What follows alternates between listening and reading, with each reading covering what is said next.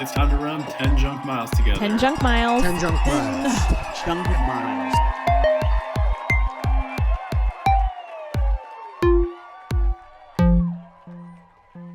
Hey everybody, let's run 10 junk miles together. Welcome back. This is episode... Why are you laughing at me? That sounds like something from Public Access TV in 1985. We're trying to put together a professional podcast here. You could be changing your sweater right now. I could call you Mr. Rogers, and it would be seamless. Hey everybody, let's run 10 junk miles together. Woo! If you're not running, hit pause, put on your clothes, and go run.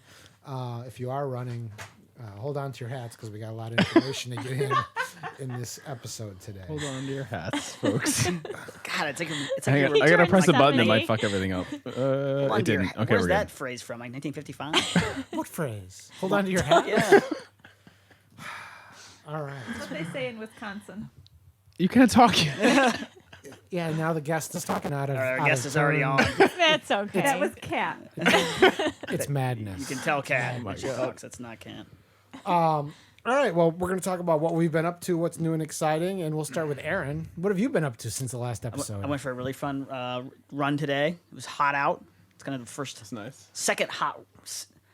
I did my first shirtless run last week. Is that the thing you like? That's when you know something for summer's hit. ladies? Well, and it was an illegal run according to Scotty. I had the Mandex on. Oh, yeah. Illegal. Oh, with no Mandex, shorts. Mandex, Yeah. Mandex, Shirtless. no shirt. Ooh. So it's just like my penis is out.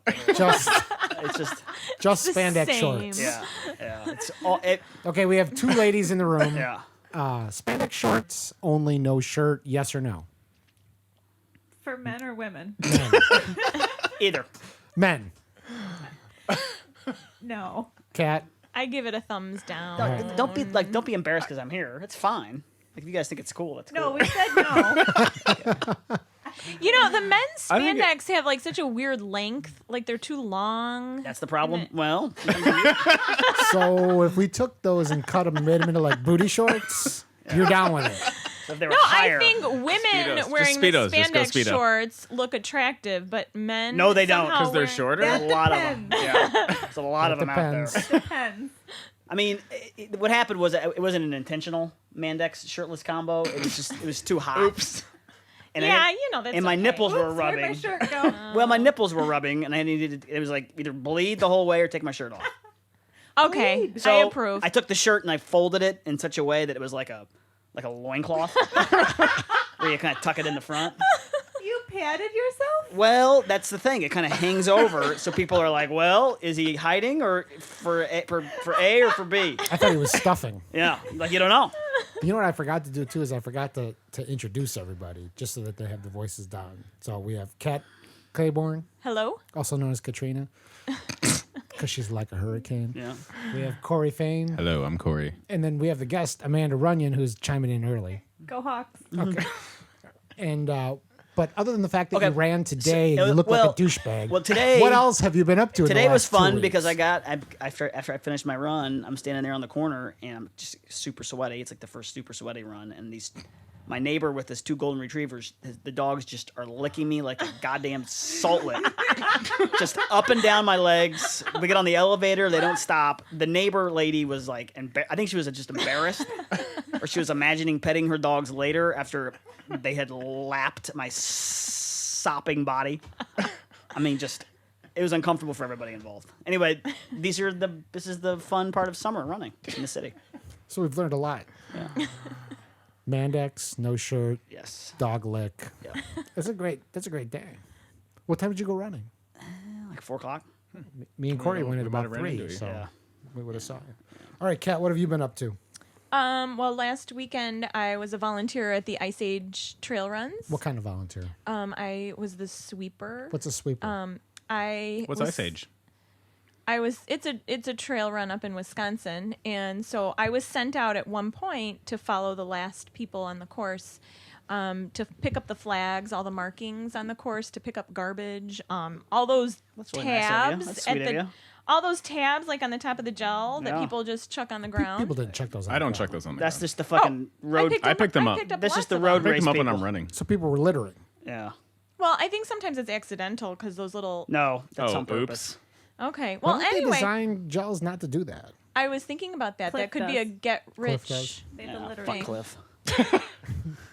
Anyway, so I was the sweeper there. Well, I think we're going to talk about that in more detail later. It was. It was a let's fun break day. down the race just for Sure. the purpose of it was a half marathon, 50K, 50 mile. It's in Wisconsin. Mm-hmm. It's about 4,000 feet of vertical climb. Used to be a really, really competitive race that brought in a lot of. I mean, it's maybe 1,000 people participating altogether wow. between the three events. There's 430 people signed up for the 50 miler, so that's a big. huge event. It's an old ultra too. It's a really old 20 ultra, something too, years, yeah. probably. Yeah. Can I ask why you decided to volunteer as a sweeper? Yeah. Why did you sweep? When I was at the Silamo race in Arkansas, Amanda and I actually ran with this woman, Angela, for a while. And That's she, Angela. Doesn't matter, Angela. yeah, and she started you. telling us about the fact that she was the volunteer coordinator for this race. And she just asked me, do you want to be She the sucked you in. sweeper? No, I liked doing it. It was a cool experience. Have you ever volunteered for a race before? I don't know. Did you sweep anyone? Yeah. Oh, I You had mean, to pull people off. I had a great time Oh, running that's with sad. this one woman in particular. I mean, Who was that? it was a woman who was trying her first 50, and she's from the south side of Chicago, and she was tough. Oh my gosh! I mean, she was pushing Do you herself. know her name, or are you protecting her name? Just if you, I I don't know if she her wants to be name, shout but I out don't- or. Yeah. Okay. And she, it was really cool because you really got the perspective that the people at the end of the race are working probably harder than the people in the front. I mean, she was desperately trying to make these cutoffs, and her problem was that her legs had gotten so tired that she couldn't pick up her feet very well, and she was kicking like every rock. What the hell? No, I'm just laughing because you're describing what is usually my race experience. Like you've discovered what it's like to be me in a 100-mile race. Okay, so I'm Dying telling at the this end and story. afraid of getting swept. I'm telling this story, and I look over, and Scott is like laughing his ass off. Well, it's funny that So you anyway- finally discovered people like me. I'm like you. So she was just kicking every rock. I mean, it was brutal. I was screaming every time she kicked the rocks. But man, she did not want to be cut off when they took her. And she's definitely going to try again. So that was a cool experience. Yeah, so that was my weekend. Was she like sad or I mean? Who was She was disappointed, but she knew it was coming. as, So as the sweeper? Was it your job to tell her she's done? no, it was my job to get her to the next aid Oh, station, that's and nice. then the person at the aid And then station said, A much "Okay, larger that's person enough." stopped them. Yeah, and so I had to continue to pick up the 'Cause flags. You're too but- small. Did you to have stop fun? somebody. Would you do it again? No, I wasn't gonna like. It wasn't a physical. You're done. I'm pulling you off. She wasn't a bouncer. They're gonna fight Cat. That's what I'm saying. She's too small. Corey, You'd be surprised the power in these That's guns here. I'm first of all, I've never. Scotty and I volunteered for a race one time a long time ago, and it was kind of a. We sort of did it for ourselves. we handed out bibs to ladies. It was a ladies. It was a half marathon for ladies. And basically, Aaron spent the whole time hoping that number 69 would pick up the bib. Oh God. Yeah, I don't remember if she ever did. But no, I have to add So, what I did. so anyway, oh, I just wanted. sorry. I just wanted to finish my point. Wait your turn, Cat. I just wanted to say that it's very noble of you to do a volunteer thing like that, and especially the sweeper. That's got to be sad and depressing. back Would there. you recommend to others to do it? Yeah, I thought it was cool. It was really fun, actually. Corey, what Neat to have have you a been up job. to? Let's see. I was out there that day. I was crewing for a runner, and then I ran into Kat out on the course. I brought my kids up to their first hanging out at a 50 miler for the whole day. That was really fun. Oh, nice. After the first 4 hours of them just miserably being like, "Why did you bring me here?" I don't like what Daddy does. Yeah. But eventually they realized that it's fun to play in the woods, and we brought some music out there and kind of had a dance party, and we're cheering on runners, and that was really fun. They made cool signs. We that made some cool posted. signs. Lol. Hashtag sports. Sports.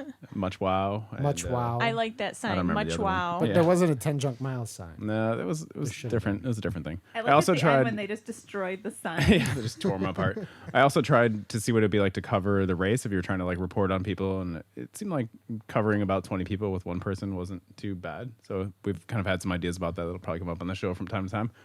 The weekend before that, I was out west in San Francisco and Marin. I did some running out there, and I hung out with a buddy in Portland. Oh, that's and fun. Sort of Different city lost my running. mind due to Yeah. nature and deep conversations, which the 10 Junk Miles hosts were subjected to for a while. I invented some creative differences we might have had or not had. but it was some really good training. That's what happens when you go out to those fucking western states. Yeah. So I got a lot of running in with a lot of vert out west, and then had a great time cheering and hanging out at Ice Age. So that's what I've been up to. Awesome. Well, we're going to talk about what I've been up to because it was the Ice Age 50 in a different segment. But that's I set the timer for 10 minutes, and then this thing's beeping. So we have to fix that somehow. But let's move on. One of the things I wanted to do is I wanted to read a couple of iTunes comments. We'll call them iTunes comments of the segment. Someone named Hover, Hover 75, writes, really enjoy the podcast. As a new runner working on becoming an ultra runner, it's nice to hear stories from the everyman and woman rather than just the elites. The main crew of this podcast, main crew meaning everyone but the guest, I think that's what they means, are entertaining and genuine, and I feel like I know everyone. No, that's nice. And the guests are great. Keep them coming. Do you think Hover was born in 1975? I think his probably. name's Hover. Hover? Hover. Hover. I don't know who it is, though. I've heard it both ways. Yeah. Oh. Hove? Five stars Jay-Z thing? from whoever he was. Whoever stars. that person Cool. is. And then, We like reviews. Another one named Runner Girl 425. Review our show. Love. She says, I love listening to this podcast. I'm an avid runner, but I've never done any ultra races. Hopefully one day. This podcast gives an awesome glimpse into the lives of everyday people who do extraordinary things like running 100 miles. That's crazy. I love listening in the car and during long runs, and I don't have any of my running buddies with me. All of you guys do a great job keeping things interesting, especially Kat. I love her questions. Keep up the great work, and I'm excited for the next episode. Kat's got a 5 fan. So stars. Kat's got a fan. I also wanted to say that, well, first of all, if you haven't given us a review on iTunes, and I'm going to keep saying this every time, go to iTunes, do a review. Give us however many stars you want to give us. 5 is Kat's favorite number. But it really, really helps the show because what it does is it puts it on the front page, and then people see it, and then they listen to it, and then they start talking about it. It's a really great way. Well, to and get that the makes word me out. want to do it more. Well, and then it motivates us. Maybe we'll. I mean, I don't know about And you. then we Scotty don't would give do up it. on Scotty doing would the do it with show. like It one. motivates the host to show up. yeah. Well, I mean, and when I look online and I see that there's X many downloads, that really inspires me. Because it means people are actually listening to what we're doing. We're not making any money, and we don't have any ads or anything yet. Katrina, So, she needs a new He, iPhone. Don't that's the first call me Katrina. that. First Katrina. God, we need like Are a you? sound Did you effect do for that seriously? I did. He It just I'm- did. Well, I he's I've one had an beer apple in. and a beer. Yeah, Damn it! Should I punch him? you should punch him. sure. There should be like a punch. I'll pee everywhere. We got a Pringles can. Pee everywhere. Separate and apart from that, Dovey. I talked to a lot of people at the race about the podcast. People came up to me and they recognized me because I'm the big guy with the crazy shirt and said, hey, 10 junk miles, high five. We love Scotty, the they show. We recognize love you the because show. you have gorgeous eyes. That's why they recognize. That's true as well. And like one of the people that I talked to was my friend Martha Newman. The Newmans, I ran with them at Ice Age 2 years ago, and they said they love the show. The only criticism they have is they can't listen to it on the stereo in front of their children anymore. There's 6 kids because Aaron uses a little bit too much profanity. And I apologize for that. in that regard, I also wanted to. We posted on the Facebook page. Tell us your results. Tell us what you did, what you've been up to. And from time to time, people post their workouts on Strava or whatever with the 10 junk miles on it. I have a whole bunch of results. And instead of just spending one segment reading results throughout the whole show, every once in a while when there's a pause or when we run out of things to say or when we bunk as a group, I'm going to jump in. I'm going to read some of these results so that we can shout out to our fans and listeners what they've been doing. So with that, we're going to talk Do about you have a our- name for that feature? We should come up with a name for we need that. we need to come up with the name for that. We also have a thing we're going to do called Shout out is a little dated. That is kind of dated. Hold on to your hats. There you go. Hold Good on one. to your hats. I like that. I don't know. Maybe That's we'll, fresh. That's We'll, new. we'll brainstorm during the show, and if anybody comes up with a good name for that segment, we'll name it that. Yeah. We're also going to have a segment called Cats Kudos, where Katrina. Yeah. Oh, stop! I don't like That was it on when you call me purpose. that. That was on purpose. I still don't like it. Oh man, this is, Katarina. this is the first. Just say cat. Cat's fun. I was trying to be And funny. this is how the group broke up. And this is the beginning of the end. Fuck it, I'm out. That's it. I know Scott has a Creative history of pissing people off because they don't understand his humor. I mean, isn't that true? That is true. Yeah. So I think that's Just an par for the understatement.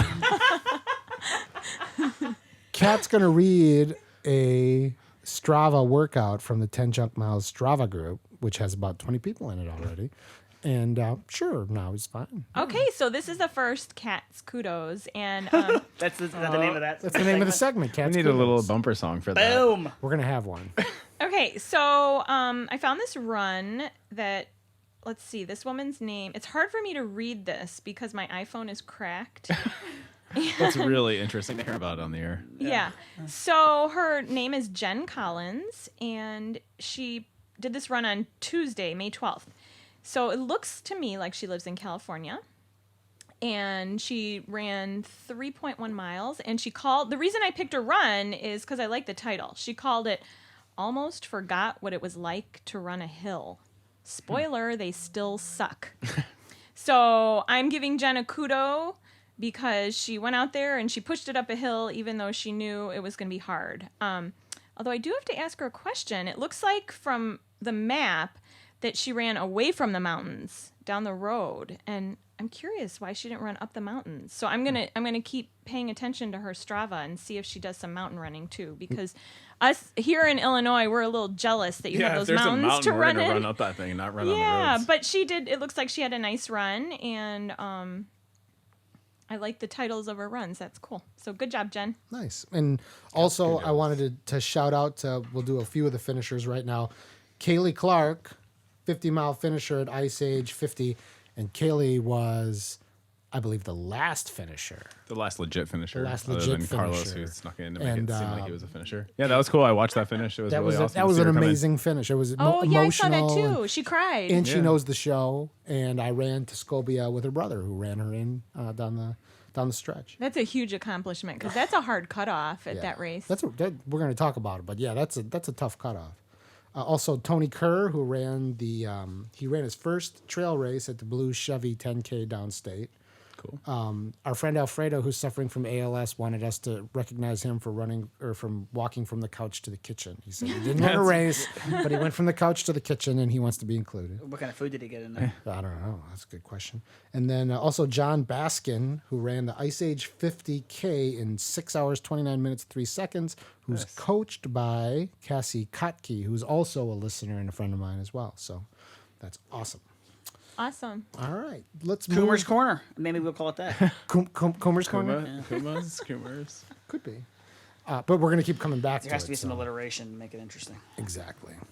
Speaking of alliteration, today our special guest is Amanda Runnion, who is an extraordinary trail runner who was the fastest female finisher, although not winner, in the Potawatomi 100-mile trail run. She wasn't the winner because she started early, but her time was really fast. Gotcha.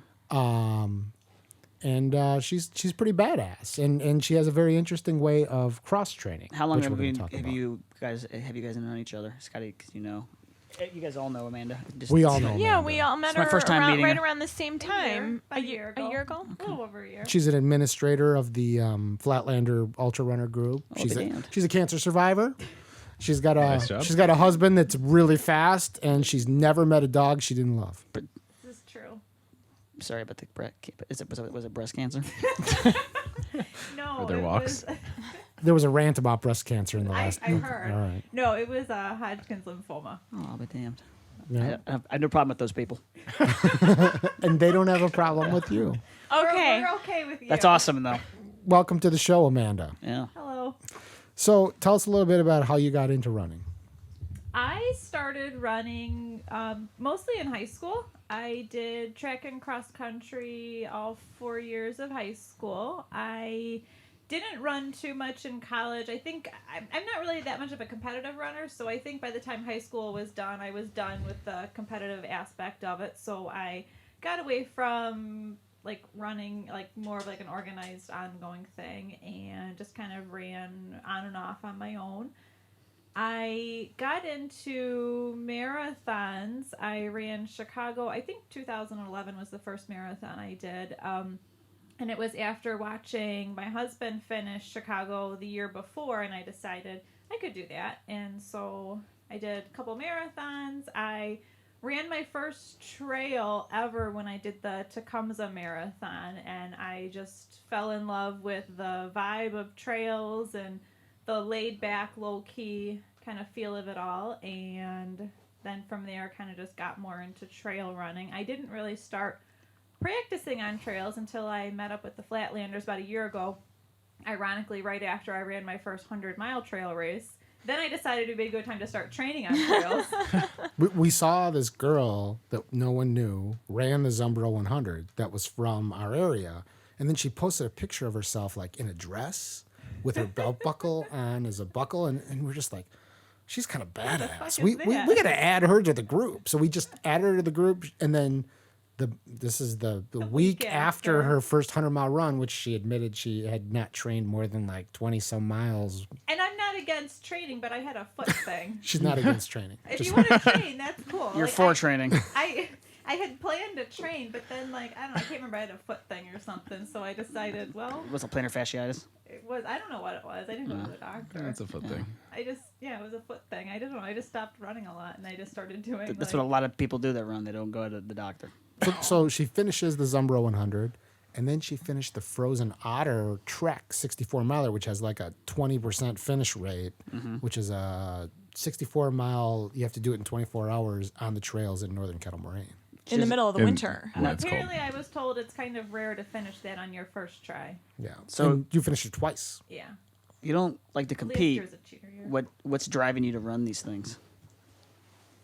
I think it's really just the motivation to finish. When I did Zumbro, I was very close to the cutoff. I feel like I was chasing the cutoff for a good portion of the race, and I knew I would be, but it's just that I'm just going to keep going. I don't really quit on things. I'm fairly stubborn to keep going, so it's just kind of like, well, I'm just going to keep doing this. And I remember we were doing Zumbro, and I remember it rained a lot. It's a 6-loop course, and I remember on my 5th loop, it just downpoured. And I remember kind of standing there in the rain with my husband who was with me, and just kind of thinking, like, I don't know if I can keep doing this. And he looked at me, and he says, well, you can't stop here. You got to keep going at least. So it's like, okay. And then finished that loop, 1 loop left, and the mentality was, this sucks, but I'm going to finish this. Well, and I think you're a really good example for people who initially think, whoa, 100 miles is so far, and that you don't necessarily have to build up to that distance by, okay, do the marathon this year, and then next year do the 50K, and then next year do the 50 mile, and next year do the 100. What was your progression? How did you get to the 100-mile distance? I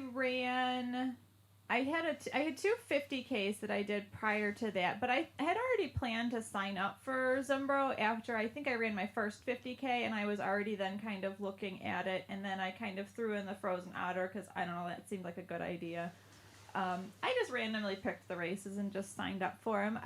It's really interesting, in fact, though. So if you're doing a 100-mile race and you decide not to finish, you just don't finish. They don't, like, shoot you or anything. Like, it's not that big of a deal. You either finish the race or you don't. I mean, this isn't like the Hunger Games or like the Longest Walk where like they're gonna kill you if you That's don't a finish. Stephen King reference. No. She's a So big are Stephen King you fan. so Amanda, are you trying to say that people should just go out there and try it? Go out and try. Well- You know, the worst you'll do is you're gonna fail, but then you'll get in a great training run. You'll learn some stuff. You'll get a good experience in.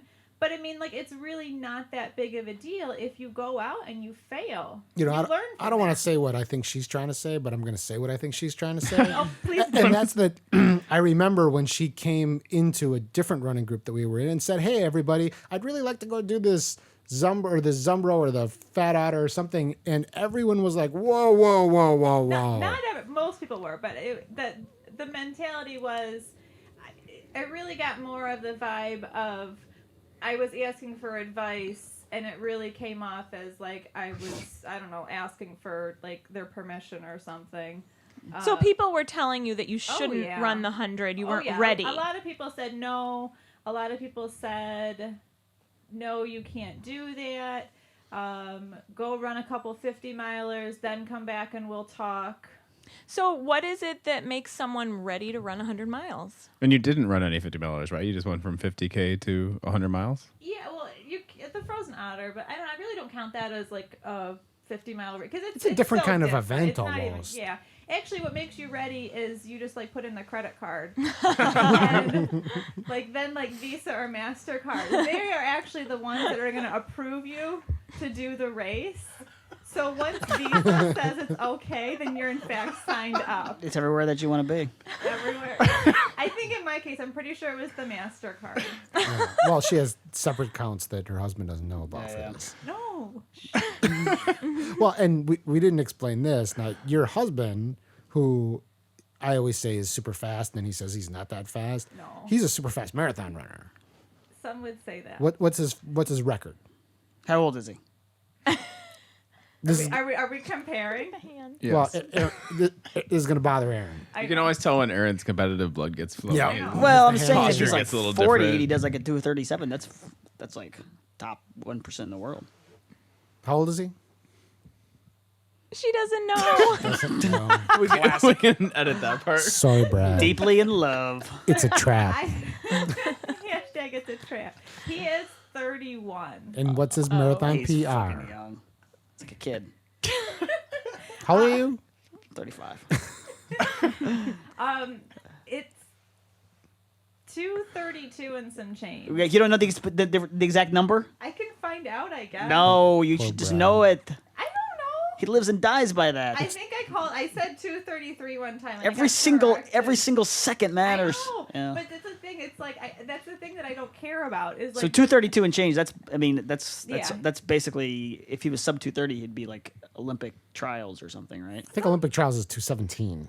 Okay, well, Scotty knows a lot about Yeah. this. Or it's like sub 217. He's training for that. He's training for the Olympic trials. You know what? I'll have to lose 204 pounds. You know what though? and then you're automatically in because of that bullshit. It might be match. Olympic Chart. trials in like Canada or something, like some shitty country like Canada. He did 232 in Prediction. St. Louis for his second marathon. Aaron will He's now done move 3. to a shitty country so that he can be an Olympic marathoner. I could see the wheel Goes spinning. beyond that. Trying to think of like What about Marathon. Burundi? like Fiji or something. Like No, we're you need a really fat country. Samoa. Let's offend someone. Samoa. done. It's All right. okay. Where So- were we? Well, I think it's time to get into her cross training because that's one of the coolest things. Ultra about running Amanda. isn't your only sport. Bocce. I don't think you could have been more creepy when you said that. Yeah. I think it was the eyebrow raise. Well, nobody can see that because we're saw it. on the radio I here. saw it loud and clear.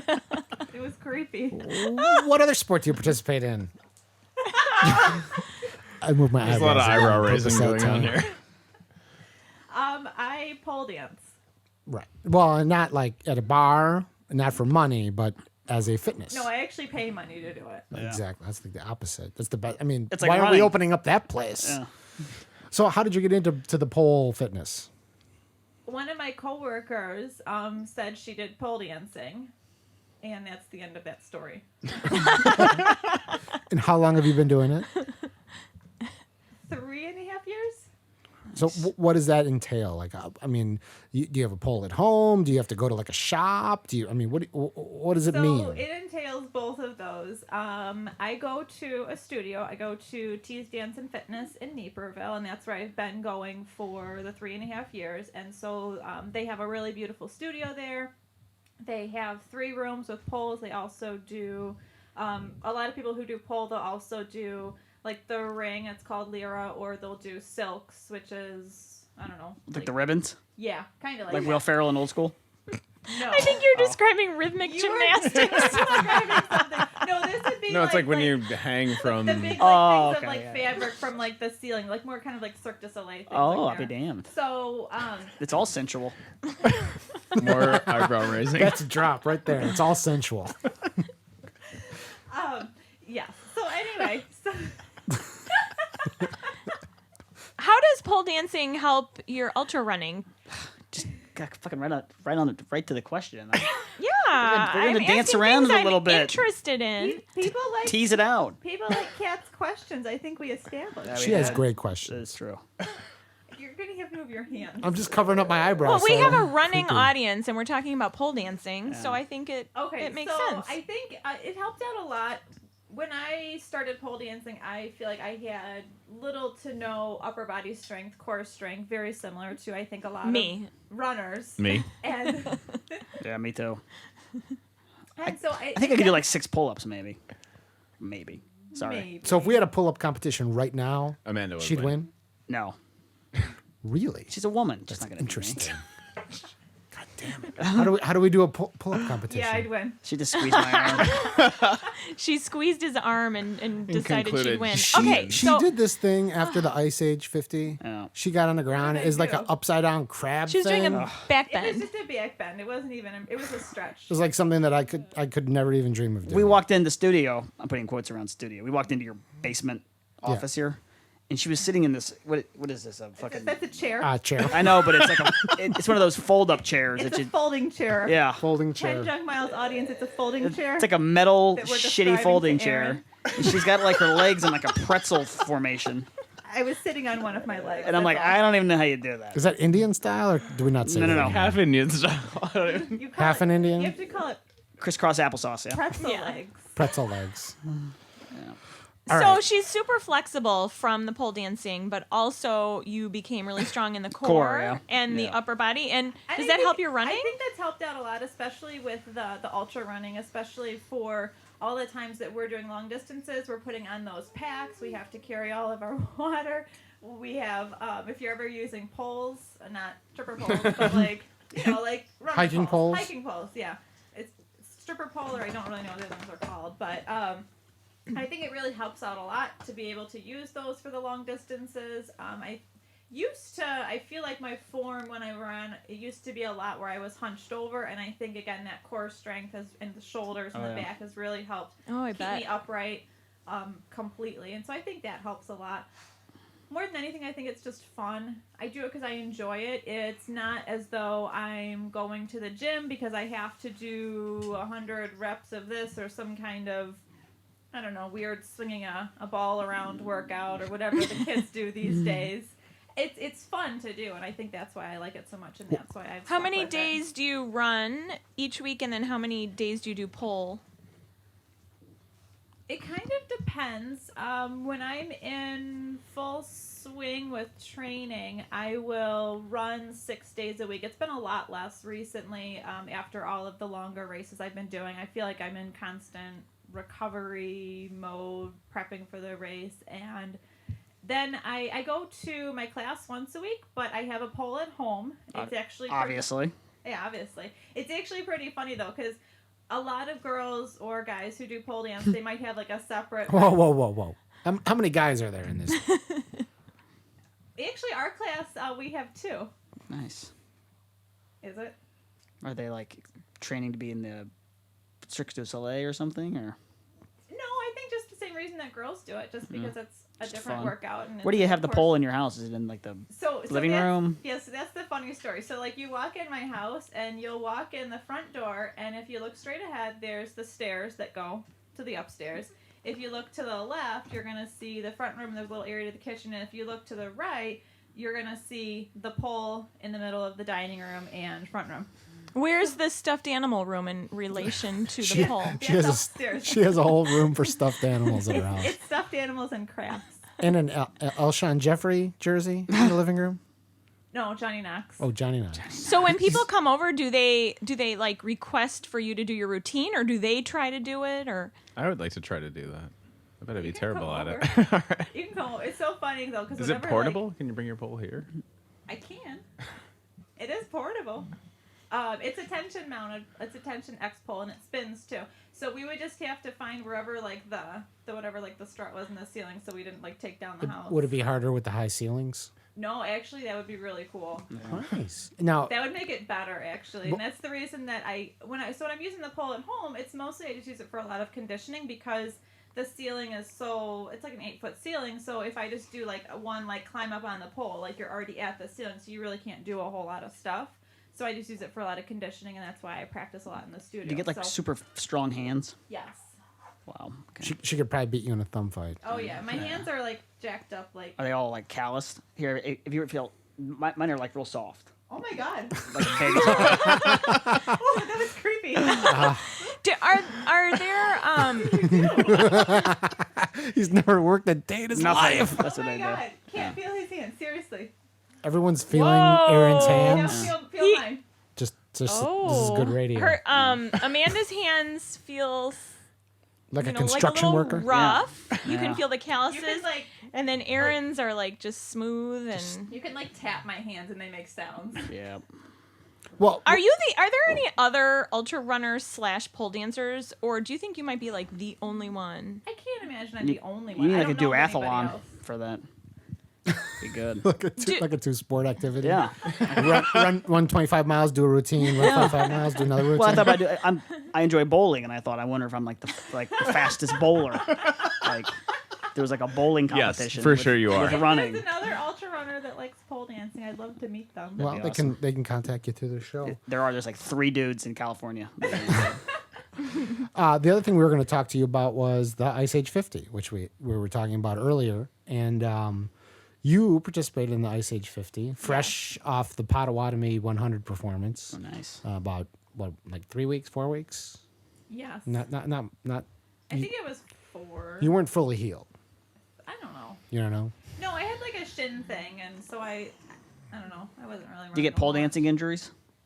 Yes. Like inner Well, thigh things? Um, Grippy?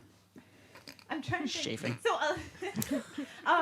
Chafing. I have been lucky enough to never have like a real like injury. I've had to take time off, but like my shoulder will get sore occasionally if I'm doing a lot of like handspring stuff. I'm practicing the same thing like over and over and over as you're building up the muscle. When I first started doing the pole dance, I had part of my arm like hurt for a while, so you just kind of relax and take. So it's kind of a nice combo. You could hurt your upper body pole dancing Yep. and your legs running. Absolutely. Unfortunately, something that's pretty common is people will get shoulder muscle, like they'll tear their shoulders. Do you guys, you and your husband like watch like Mad Men on Sundays, or does he just watch you pole dance on Sundays? Neither. Okay. No, perfect. neither. No, I've never seen Mad Men. Okay. And It's Mad Men. Thank you. I knew you were gonna It's on correct AMC, 9 o'clock. nobody cares. 10 o'clock. So anyway, It's a back, trap. back to the guest. So tell us about your Ice Age Mute 50. him. No, Do I can't just be take the muted. mic away, or If is I it get- one of these cords? If I get muted, then Katrina. If the American breast Katrina gets muted. if the Breast All right, Cancer there we go. Association's injunction goes through, he'll be done. But so tell us about your Ice Age 50 experience. That was your first time doing the race? Yes, it That, was. that wasn't your first 50 mile I race. feel like it was my first, what I call my first official 50. Because my first 50 was a DNF at the Grand Canyon 100. Because it's 2 loops, and I did a loop, and then kind of thought I saw everything, and decided that was done. And then the other 50 I did was part of the Salamo, whatever trio thing that we did. And I feel like it's kind of rough to count a 50 after you've done a Right. 50K. So I feel like it was my first official It 50. seems like that should count even more. Well- If you did a 50K the day before. Touche. Well, but I think she's Or saying maybe just that like your it's time, not, you did it's like your not time a or something. discrete activity Oh, that sure, you sure. participate. It's part of a bigger concept. Yes. Okay. So going into the race, did you have any expectations? I mean, My plan was to not see Kat, who was cutting people off. She was a sweeper for that race? no, that's the yeah. same race. Yeah, same race. Oh, I'm confused. I thought this is the. Amanda, okay. It's okay, you'll get it. Amanda and I ran the race that she was the sweeper Okay, in, okay, I gotcha. and Cory and his family cheered for her. Good. Now that all the audience Go knows team. too. All right. So your goal, my goal was to not see Cat too. So I was with you right. It was kind of weird to like go to a race and say I really don't want to see Yeah. the only person I really want to see today, but Yeah. I'm with you. It was funny though when I was talking to Brad, my husband, about the race, and I had said, "Oh, Kat's going to be there, but she's going to be the sweeper." And of course, for fast marathon people, they have no idea what the sweeper is. So I was like, "Well, you know, it's her job to be last," and she kind of just makes sure no one's left on the course. And Brad goes, "So she's purposely going to be last?" Like how embarrassing or something? He's like, why would anybody want to do that? And I'm like, well, no, she didn't pay for an entry. She's volunteering. And you could tell he still didn't quite get it, but was kind of like ready to just move on. And just was like, oh, okay. Well, and one of the things about this Ice Age 50 miler is that there is a 12-hour cutoff, and that's a pretty I feel strict like cutoff. It was pretty, it was a pretty, you can't lollygag. I mean, on that, 'cause- I would say for a marathon, it would be like having a 4.5-hour cutoff. Right, No, no. I mean, I'm not saying that anybody that finishes a 4.5-hour marathon is a superstar, but That's just, a lot of people wouldn't make it. The average time is like 4 hours and 20 minutes. Or Right. something, yeah. And I think that, I mean, and it's not a hard 50, but that's a hard cutoff. it's it was pretty rough. You definitely have to keep moving. I mean, you're looking at the fastest girl at the Potawatomi 100. Who? I mean, what was your time? 28:48, I think. No. I mean, at Ice Age. Oh, at Ice Age. I don't know. You don't know. I bet you your husband knows. We're gonna have to look it up on the It internet. was like maybe like it was like 11:40. No, something 11:39. I don't know. You were within 30 minutes of Oh, yeah. of, Cut off, yeah. be- not, I of think it getting was cut off. 11:39. Yeah. I think I thought I was going to be out on like 11:45 or something. I don't know. It just, yeah. How did you feel during the race? It sounds like you hit some rough spots during that. I think I decided at mile 20 that I didn't want to do it anymore. But Really? Is that Because normal I for you? saw you at the aid station at mile 20 and you looked so happy and like into it which aid station? at Rice Lake. Was that the one you said I looked really pale? No, you That was looked at the really pale finish. at the finish. Oh. She said, "Oh God, look at her. She's all pale. I need to go to her." It was unusual to see you looking like that. You just had a rough day, it sounds like. Yeah, I think it was probably a combination of not a whole lot of nutrition. Since Potawatomi, I hadn't really been running a whole lot. I had like a shin thing that I was taking some time off, and then a lot more pole stuff because of my pole competition coming up. So that kind of took precedent a lot, and I kind of figured, it's 50 miles. I'll just wing it. So, at any point, did you think about quitting? No. Okay. Well, I think in terms of, I think I definitely mentally checked out and mentally kind of said, fuck it, I don't care anymore. But in terms of dropping from the race, no. Because like at the point where I ran into her, you know, I saw her and I was like really excited. I'm like, oh my God, I can run with Amanda, you know. And I started to run with her, and she Just go. she said, well, I'm walking a lot, and you're not going to want to stay with me. And I'm like, what are you talking? I mean, because I would, if you were just to ask me in a vacuum, I would say I am more likely to stay back or fail a race to be with someone than I would be to leave someone behind to have a fast race or a good race. right. I'd rather have company than have success. Maybe that's the, you Yeah. know, like at the Silamo race where you did the 50. I ran with Art Sundry and we ran together and we had a fucking awesome time, and you know we had no idea we were gonna get cut off, and you I know think when I'm like miserable, I just want to be miserable alone. And But I kept thinking, oh crap, I wish I was in this race so I could run with her, because Amanda and I ran all three races together at Silamo. I get really like mean and bitchy when I'm like. I cannot I picture can't imagine. that. She's super fun to I run don't, with. I don't believe that. She's really nice to me too. I don't know why you'd be so mad. She did take the mic away. That's because I can't mute him without muting Kat, and we all know she asked the good questions. She does. Okay, that's pressure. A couple other. You're almost mocking her now. I'm going to read some results No, really I quick. think Kat's fascinating. Coomer's corner. I'm just pushing for a Kat's kudos in the future. Yeah. Marla and Jack. Kurt Newman ran 11:46 at Ice Age with no training. I beat them. Marla's the one that listens to us. Whoa! She's not competitive. I saw them finish. That was cool. It's cool. I saw you They're guys a finish really if you're nice listening. husband and wife. She was like team waiting for that the entire time. that I ran some of the Ice Age with last year, and they're super awesome. Heather Verstat. Yeah. ran Wait, her- you did not beat Scott, They're not though, as right? awesome. It sounded like Scott was kind of humble bragging in the last I segment haven't there, like bragged very anything. discreetly. Heather Verstat, first 4-mile race ever, dreaming of going ultra. She posted Nice. that. Do it. Mike Farrington ran the Quarryman 10 mile. Oh, that's supposed to be a cool road race. Mike Brest ran the Indiana 100, his first 100. Bob Scott ran 11:23 at Ice Age. He beat you. Bob. Just And giving him a did he beat payback. you? Two first names beat you. Our friend Dave Caldwell, the guy from the last podcast, and another friend, his friend Brad, they were his inspiration and they helped him get there.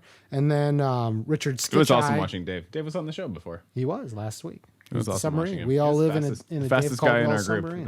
submarine. That, Well, Aaron's pretty fast. I haven't done a 50 no, I mean the mile. fastest guy from our Flatlanders who was at that race. Richard Skitcheye ran the rim to rim to rim, and he's the That's race- 3 R's, Kat. 3. He's the race director of Potawatomi. The Not aforementioned. 5 hour. What? 3 hour. 5 hours is 100. I thought we just went through this. I just No, ripped the rim, the remind rim. He's just making fun of me because he doesn't think I can count to 5. No, you asked what the 5 R meant, and I was explaining it to you.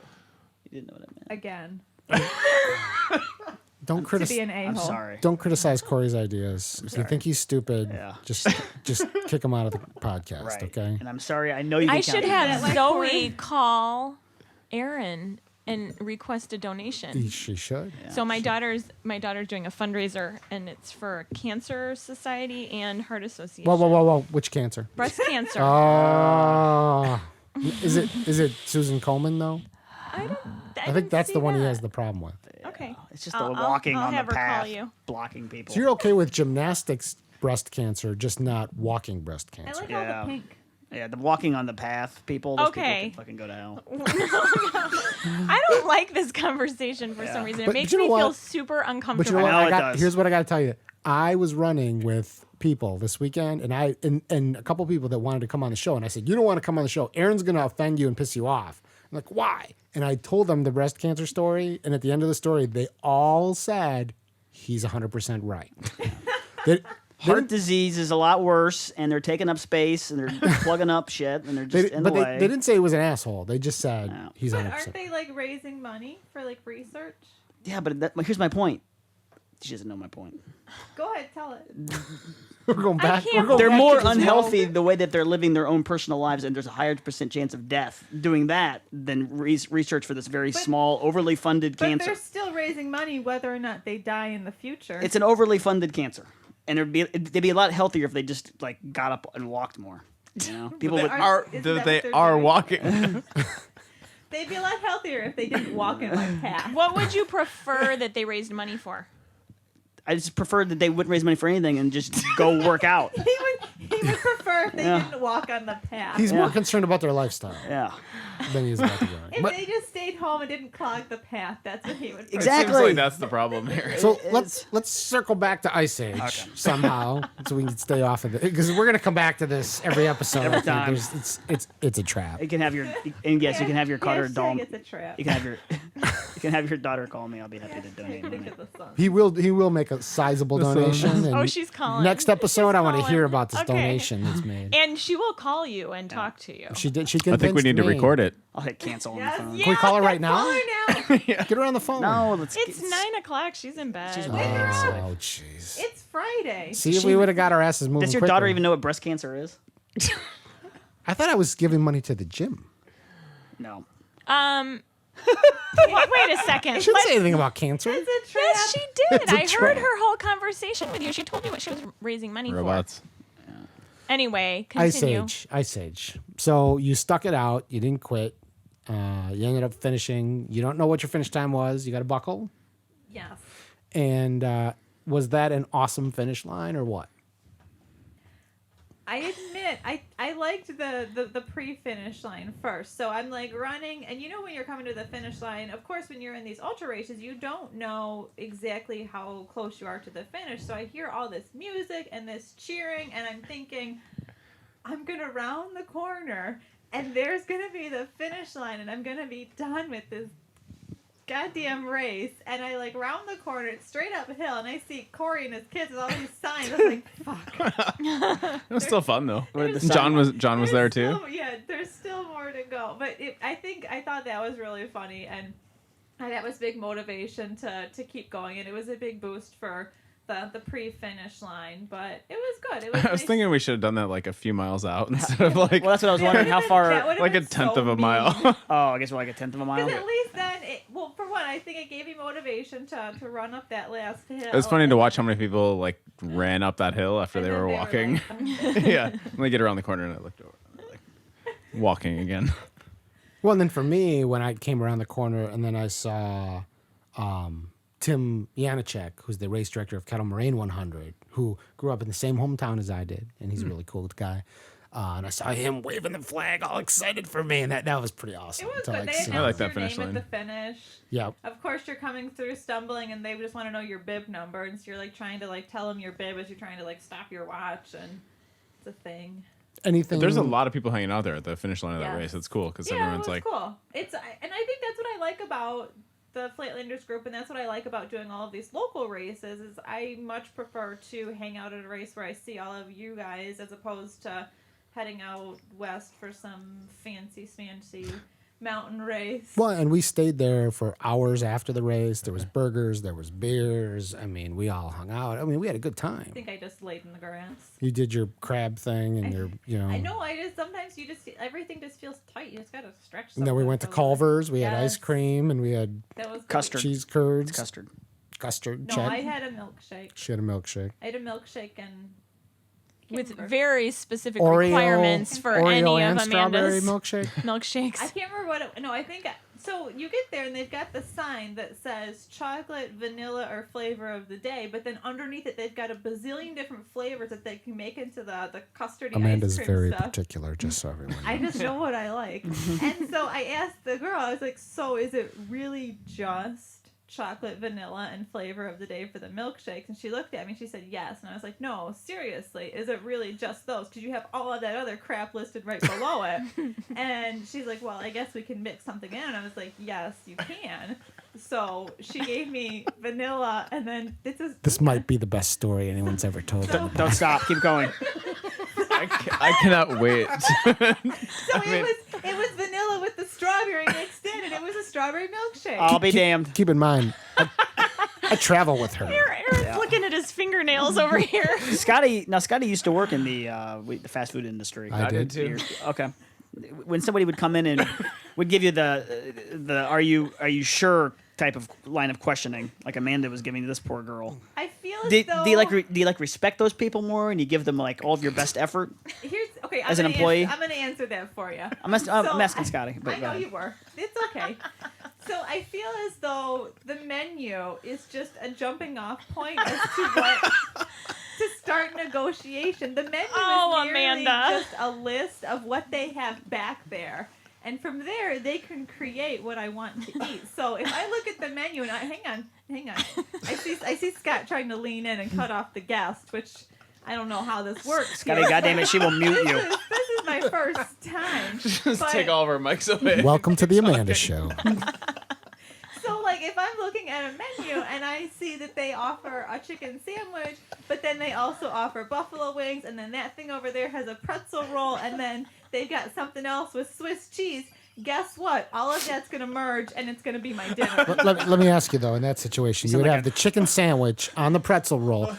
What would you like on your chicken sandwich? Go. Lettuce, buffalo sauce, 2 slices of Swiss, 2 slices of provolone.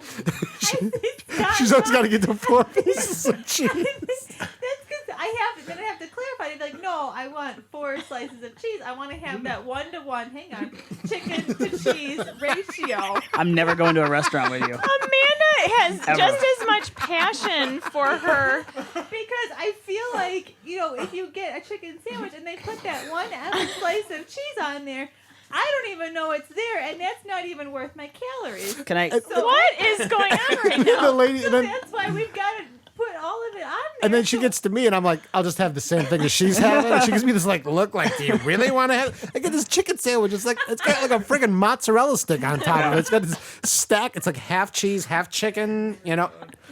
Amanda, were you an only child? No. Oh, okay. She's just particular. I Okay. just know what Specific. I like. Just Amanda particular. ordered, if I'm getting this correctly, she went on a European cruise. Oh God. And ordered hamburger and French fries at every meal. It wasn't included on the menu. It was like fancy She went food. off the menu. No, Yeah. it was so they brought out the menu, and the menu was full of all of this like weird food. I mean, it's like you could Salmon. get, like salmon, Salads. salmon, or I don't know, like filet mignon or whatever, like the Broccoli. fancy- the Fucking fancy- weird shit. fancy part of the cow, whatever the expensive part of the cow was, that's what they were serving. And I remember one time looking at this menu, and so you're on the little boat, and there's nowhere else to eat. It was a cruise ship. Yeah. Okay. So you Little boat. I was trying to paint the picture. But it's like a riverboat, so it's smaller than a boat. It's not like you're on the Carnival ship and you can just hang on. It's not like you're on the Carnival ship and you can just go to like the pizza bar at 2 a.m. Like you are fucked if you don't eat dinner. Like you are gonna be hungry. And so I looked at this menu. I was starving, and I said, what else do you have? And I said, I'm like, do you have anything else? What's in the kitchen? What is back there? Do you have something else? Can I have a bread basket? What do you have? And the girl, she offered me, she's like, well, we can make you a salad. And if you know me, that's just like... Runnion does not eat Right, vegetables. like, no, like... Period. Whatever a vegetarian is, she's the opposite. Like, a salad is just the topping for my food. Like, Exactly. that's just what you put on top of my Carnivore. food. Yeah. Yeah, and so she looked at me and kind of like cocked her head sideways. She's like, we can do a hamburger. And I was like, you know, like the radar went up and I was like, with cheese? And she looked at me and she's like, a cheeseburger? And I said, yes. And she's like, with fries? And then by then I was in love and I was like, yes, like cheeseburger and fries. So I got that while everyone else got that other garbage shit. And then Filet mignon. Yeah. I know. Crab legs. Salmon. Crab legs. Whatever. So then, like, the rest of this trip, so the problem is, much in the way the menu is, like, We're gonna the edit this jumping down. off portion for what is back in the kitchen. I now know that they have cheeseburgers and fries back there. So guess, fuck your 4-star menu. Like, I don't care. I'm going to have the cheeseburger and fries. Did you have a cheeseburger and fries every day? I believe I did. Yes. And every time like the waiter came up and they kind of like, you know, gave you the little look and they were like, ah, fuck this girl. It's too bad Amanda wasn't here for our diet nutrition segment Well, I was going to last ask, time. what do you eat during a 100-miler? Not to It's a- cut you off on your rant. No, yeah, so Not to bring the people that are out there listening to this on their run going, what the fuck is this show even about at this point? I feel like it was more of a story as opposed to a rant. But I apologize. I think it was a strant. Yeah. A little bit of both. I mean, do you do gels? my god.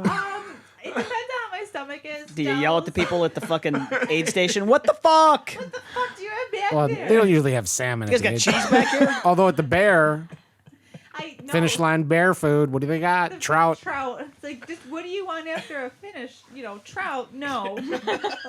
Sounds No. delightful. I think it's you, never trout. I know, never trout. Yeah, I mean- But it's okay. I didn't finish, so I didn't have the right to complain. So you didn't get any trout anyway. No, so we went to Chick-fil-A. We did? And then I just We went to bought, Chick-fil-A like 10 times on that trip ton of because Amanda eats food. chicken nuggets.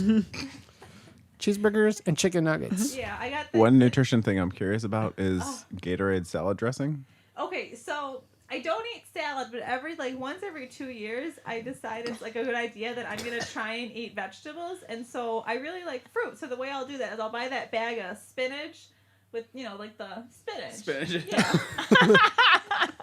That comes in bags, yeah. yeah, with the bag. It's in a bag these days. It's just spinach.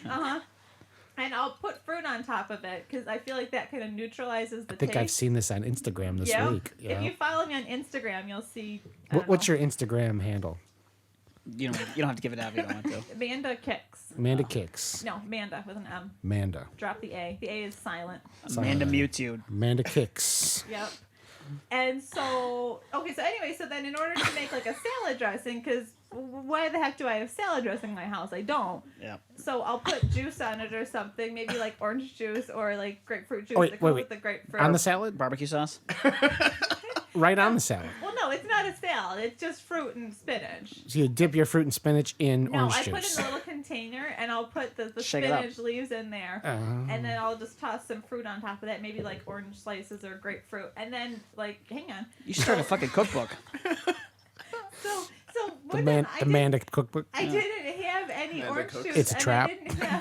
I didn't have anything to put on it. And I looked in the fridge like, what do I gotta have something? Because you gotta wash down the spinach. It doesn't just go down. Like, that's the whole problem. I hear you It's there. like if you're just trying to like dry swallow like Tylenol, like it just doesn't work. And that's how You I can feel. chew it. Not when it tastes bad. Exactly. Yes. Exactly. Now me and Aaron are finally operating on the Yeah. same page. You gotta so, just, I've been there where you just gotta I was swallow. Like, well, so I was like, what do I have in the fridge? Blue Gatorade. So I just it was just a little bit. It was fine. But what would you Worst use of Gatorade rather? ever. But see, I feel like you weigh Spinach your and fruit options. together is fine. Like, what would you rather taste? The spinach or the blue Gatorade? Like The duh. spinach. For sure. Gatorade. Another question. How many zoos have you been to? Do you know? All of them. Yes. Every time you go anywhere, you got to go to the zoo. I've been to a lot. Yeah. Do we have more segments to do? We're just like on an infinite tangent. She's fast. I mean, we're picking up hits on the psychology ward right now. Two questions It's getting warmer in here. It two, is. two questions I ask everybody. Who would be a really good guest on this podcast? I think. She's gonna say Tony. Yeah. I think you should interview Tony. She's gonna say our friend Tony that could go on like a salad on this salad discussion. He could do this for 3 hours. I feel like the more I talk to Tony, the more I feel like he's very intelligent and he has good ideas. and you, Good way of thinking. I just Yes. like the way the mind works. okay, and then separate and apart from people that you know and runners, anybody in the whole world that would make a good guess. Who? Yes. Anybody? Pick one. Any person. I don't know. Would Brad ever do this? Is he listening? I don't know if he's listening. I I I'd like think to have by Brad now on. he's maybe turned it off. He's like, I know about her in the salad. We don't need to listen to this. I want to ask Brad about how his restaurant experiences are. Yeah. Pretty much just like that. Just quiet. How about like a sports hero that you have? Because you like a lot of Someone from the hashtag Bears, sports. maybe like Jay Cutler, No, we're not talking about football. Patrick Kane. Famous pole dancer. Who's the most famous pole dancer of all time? Oh, that's rough. I don't know. It depends. That's like saying like who's like the most famous like football player of all time. It all depends. Joe on- Montana. That's easy. Next. Brett Favre. Ew. Oh my God, Brett Favre. All right, so you got nothing. Okay. I got nothing. President or something? No. Stephen King. No. Maybe Okay. She likes Stephen King. somebody from whoever. One of the producers of Lost. I feel like I still have a lot of unanswered questions. Okay. So if we ever have him on, you'll give us some questions. that you, okay. I'll submit. All right, let's move to the next segment, which will be. Am I done? No, you That can was- still No, you just- participate. That was only 10 minutes, huh? that was like a half an hour. We did 3 segments on We're gonna that. edit that down. Was everyone able only to do 1 mile? Did they? How does this work? Do you have to stop and like wait for the beep before they can do their next mile? No, they can Is keep everyone going. like just chilling at the water? We'll go fountain? back and we'll put the beeps. I mean, I anticipate that at some point in time, we're not going to be able to fill 10 minutes on a segment, and sometimes, like you, we're going to go 30 minutes on a segment. Right. We're gonna have. Some of it, which was more important than others. We're gonna suggest somebody. We'll just say that was probably an uphill mile that people were doing, Yes, like a let's hope. mountainous uphill. Let's hope mile. they were doing Hope Pass on that. Like a nice long one. Do I do the beep or does that get edited later? It gets out. You don't have to do anything. Yeah. You can do my it even if God. you want to. What's your next? Think of it as a race? jumping off point. What's your next race? The next race I'm officially signed up for is the Bear in September. I plan to run Crimea River. I haven't signed up yet. But the next thing I am working on is my Central Pole competition next Sunday. So that's Nice. kind of been the siphon of my energy. Kat and I will be there cheering. I don't know how you cheer the Yes. pole thing. I don't know what you yell. Where's that being It's held? gonna be fun. Here in the city. yell You should Whatever you want. Where in the city? Where is it? It's in Chicago. Chicago. Got it. Sunday. Yes, it's the 24th. I'll put a link to the to it on the my Facebook section, page. my entertainment level 4 goes on at like 3:20 or something like that. Is it done So by age or how do they break it down? They actually have. So this is a really big competition. It's spanned over 2 days. They have it broken down by level, and then there is the entertainment segment. There's the dramatic segment. There's the championship segment, and it's broken down by level 1, 2, 3, and 4. They break the levels down by what is and isn't allowed for the competition. Level 1, I don't know exactly because I didn't research all the levels, but level 1 might be just spins. Maybe once you get into level 2, you can start to climb the pole. What level are you in? 4? 4. Ooh, you're at the top. Yes and no. Okay. Is it le- gender equal? Can men compete? Yes. Oh, wow. There's Will there be men when we go? In Mandex. Do they wear mandex? Generally if men are pole dancing, they're wearing less than mandex, which might be like they'll wear kind of like men like booty short things. This could be a sport for you, Aaron. They're the kind I like, right? They're shorter. Yeah, they're definitely Yeah. shorter. That's for sure. Apparently I can't do pull-ups, but I can figure it out. There's the championship is like the big competition, and that's Saturday night. So that would be like the top people are competing in like the pro championship. I want to hear all about it, Scotty and Kat. Okay, well, we're going to talk about it in our right. next show. And now we're like way over time. Now am I done? We're like, no, Yeah. you keep chiming in as much as you want. Done. But next we're gonna interview Shawn Brandon. Shawn is downstate, and where are you from, Shawn? Morton, Illinois. Morton, Illinois. And Shawn is also the race director of the Crimea River 50-mile race, which a lot of us are going to be doing sometime this summer. It's in July 12th? July 11th. July 11th. Well, Shawn, tell us a little bit about the race. Jenna and I decided towards the end of the year, last year, that it would be nice to try and put on another ultra here in Peoria. They just added 3 parks together. They connected Camp Wakanda, Robinson, and Detweiler Park together through trails. And that's actually Jenna's home course. She lives about a half mile away from the start finish. And we just started running out there and thought it'd be a really cool, really challenging course to try and put a race on. Now, where'd you come up with the name Crimea River? Actually, Jenna came up with that name as we were out on a run one night. Nice. There was a couple places on the course where you can actually see the river, and Which river are we talking about? the Illinois River. Okay.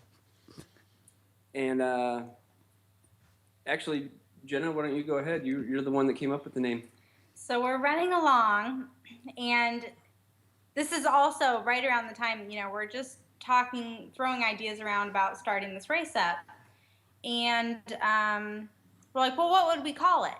So just at that moment, we come over a hill and we see the river. And I'm like, well, we should try to work that in somehow.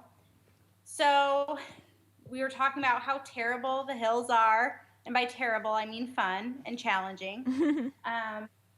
So, yeah, we just said, well, how about that? We'll just go with that, Crimea River. So 'Cause what a are lot of the people are probably going to be complaining. what are the distances of the race? What are the options? We've got a 5-mile half marathon and a 50-mile. And just so we get an idea, let's say in the 50-mile, how many feet of vertical climb do you suggest that there might be? We haven't actually got an accurate reading on it. I'm guessing probably right around 15,000 feet of gain. Wow. So it's That's gonna pretty be good for Illinois. For That's be a rough. ton. Yeah. Nice. And people can still sign up right now. Absolutely. We're available on runrace.net. So just look up Crimea River 50. What makes your race Yeah, interesting? Besides the elevation gain. Yeah, tell us a little bit about the course and everything. Tell us about it. Well, for those of you that have ran pot, it's kind of similar to the pot course. There are no water crossings. The start-finish area, Camp Wakanda, that used to be the old Boy Scout camp. And the Boy Scouts no longer own that camp. It is now owned by the Park District. But they still have play a huge role in taking care of the trails out there. So they've done a lot of work with building bridges and putting in benches. And it's just a really nice course. There's one section where you cross over this little pond on this kind of Here. Yeah, kind of like a pier. So that's kind of a nice section. Is it a loop or out and back? The 50-miler? So it starts out as 2.5 mile loops in Camp Wakanda, and then it's an out and back to Detweiler. And at Detweiler, you'll do a loop on the cross-country course, which is probably about a mile. So you'll that's do the state cross-country course where the high school kids run their state meet. Yeah, exactly. That's the IHSA state championship cross-country course. Cool. Well, I'm going to ask a question for Amanda, even though she's sitting right here. What are the finishers awards like? Isn't that what you like, Amanda, when you look at races? Don't you tend to Amanda look at the... is all about the medal. She actually did Did you win this race, Amanda, just for last the year? medal. It's a new race. It's new. Oh, This is a first-year race. Actually, we're doing gender-specific T-shirts. Ooh, nice. So hers will be pink. What color? One nice part about having a female race director is the girls don't have to wear a big baggy shirt. Check that out. Thank you, Jenna. Tank tops, cut off all around. And we're actually still kind of tossing ideas around. We're gonna do a hat as well for the 50 milers. Ooh, like a ball cap, And or we're what still kind of hat? trying to figure out the design for the medals. Okay, so you're going metal, not buckle. Right. Right. Nice. It's a good call. That's a good call. I'm a big advocate for the no buckle for anything under 100. What's it like being race directors? Yeah, have you guys I wouldn't directed refuse races buckle before? on a 50, but I'm sorry, what's that? What's it like being race directors? Have you guys directed races before? Is this a new endeavor for you? This is a first time for both of us, and I think it's actually going pretty well. We have had a lot of help from the guys over at Potawatomi. We run with several other race directors, so we've got quite a few resources at hand to help us out. And you're talking about We've the talked Potawatomi to, trail the runs out in Farmdale race directors, and then Greg, Dave, and Dexter, they put on some races in the area as well, trail races. So we've been talking with them. But, it's been a learning experience for sure. There's a lot that goes into it. Well, one of the other questions I have is that, you're telling us about the good stuff about the course.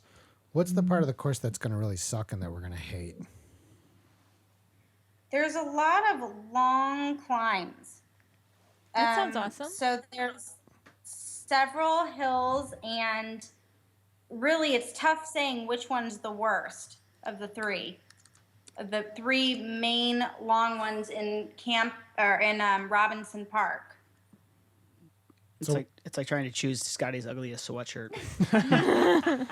So we're gonna have some long climbs that we're gonna grow to hate over the course of the race. And you guys said you could camp at the start-finish area, right? I hate that.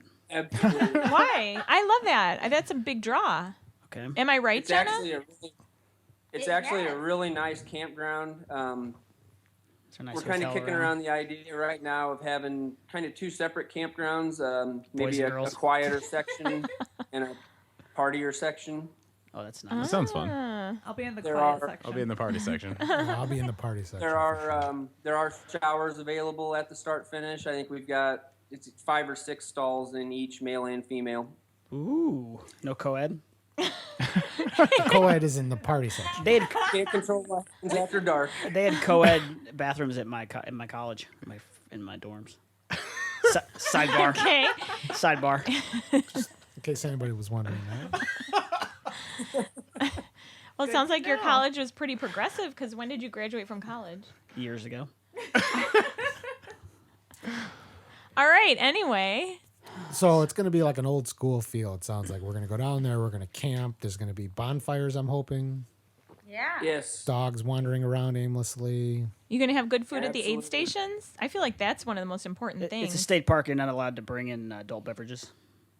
No, that's not my question. No, you can bring them in. Oh, okay, cool. So it's BYOB You can and bring them in.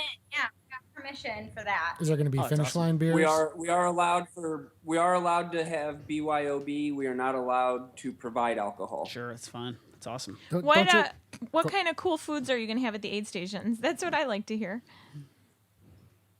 I think we're gonna Celery. do more of like the standard things. PB&Js, potatoes, bananas. Beets. We're still kind of working on the food list. No so, beets. No beets at all. We might be adding on to it. Scotty likes nacho probably- cheese and cheeseburgers. Those things Is options. there going to be any cheeseburgers? Here's my question. I know that one of my, I'm not going to call him a rival because we've never raced. Mike Siltman is the second person that registered for this race. I was the first person that registered. Were you really? And we're racing each other. Do you get number one? Scotty gets number one for the bib. I want 42. That's your number? Why 42? Jackie Robinson. Jackie Anyway. Robinson, and unfortunately, we have received our bibs, and 42 is not an option. So you're How not is it getting not that. Are you an kidding option? me? Sign up first. Why is that not an option?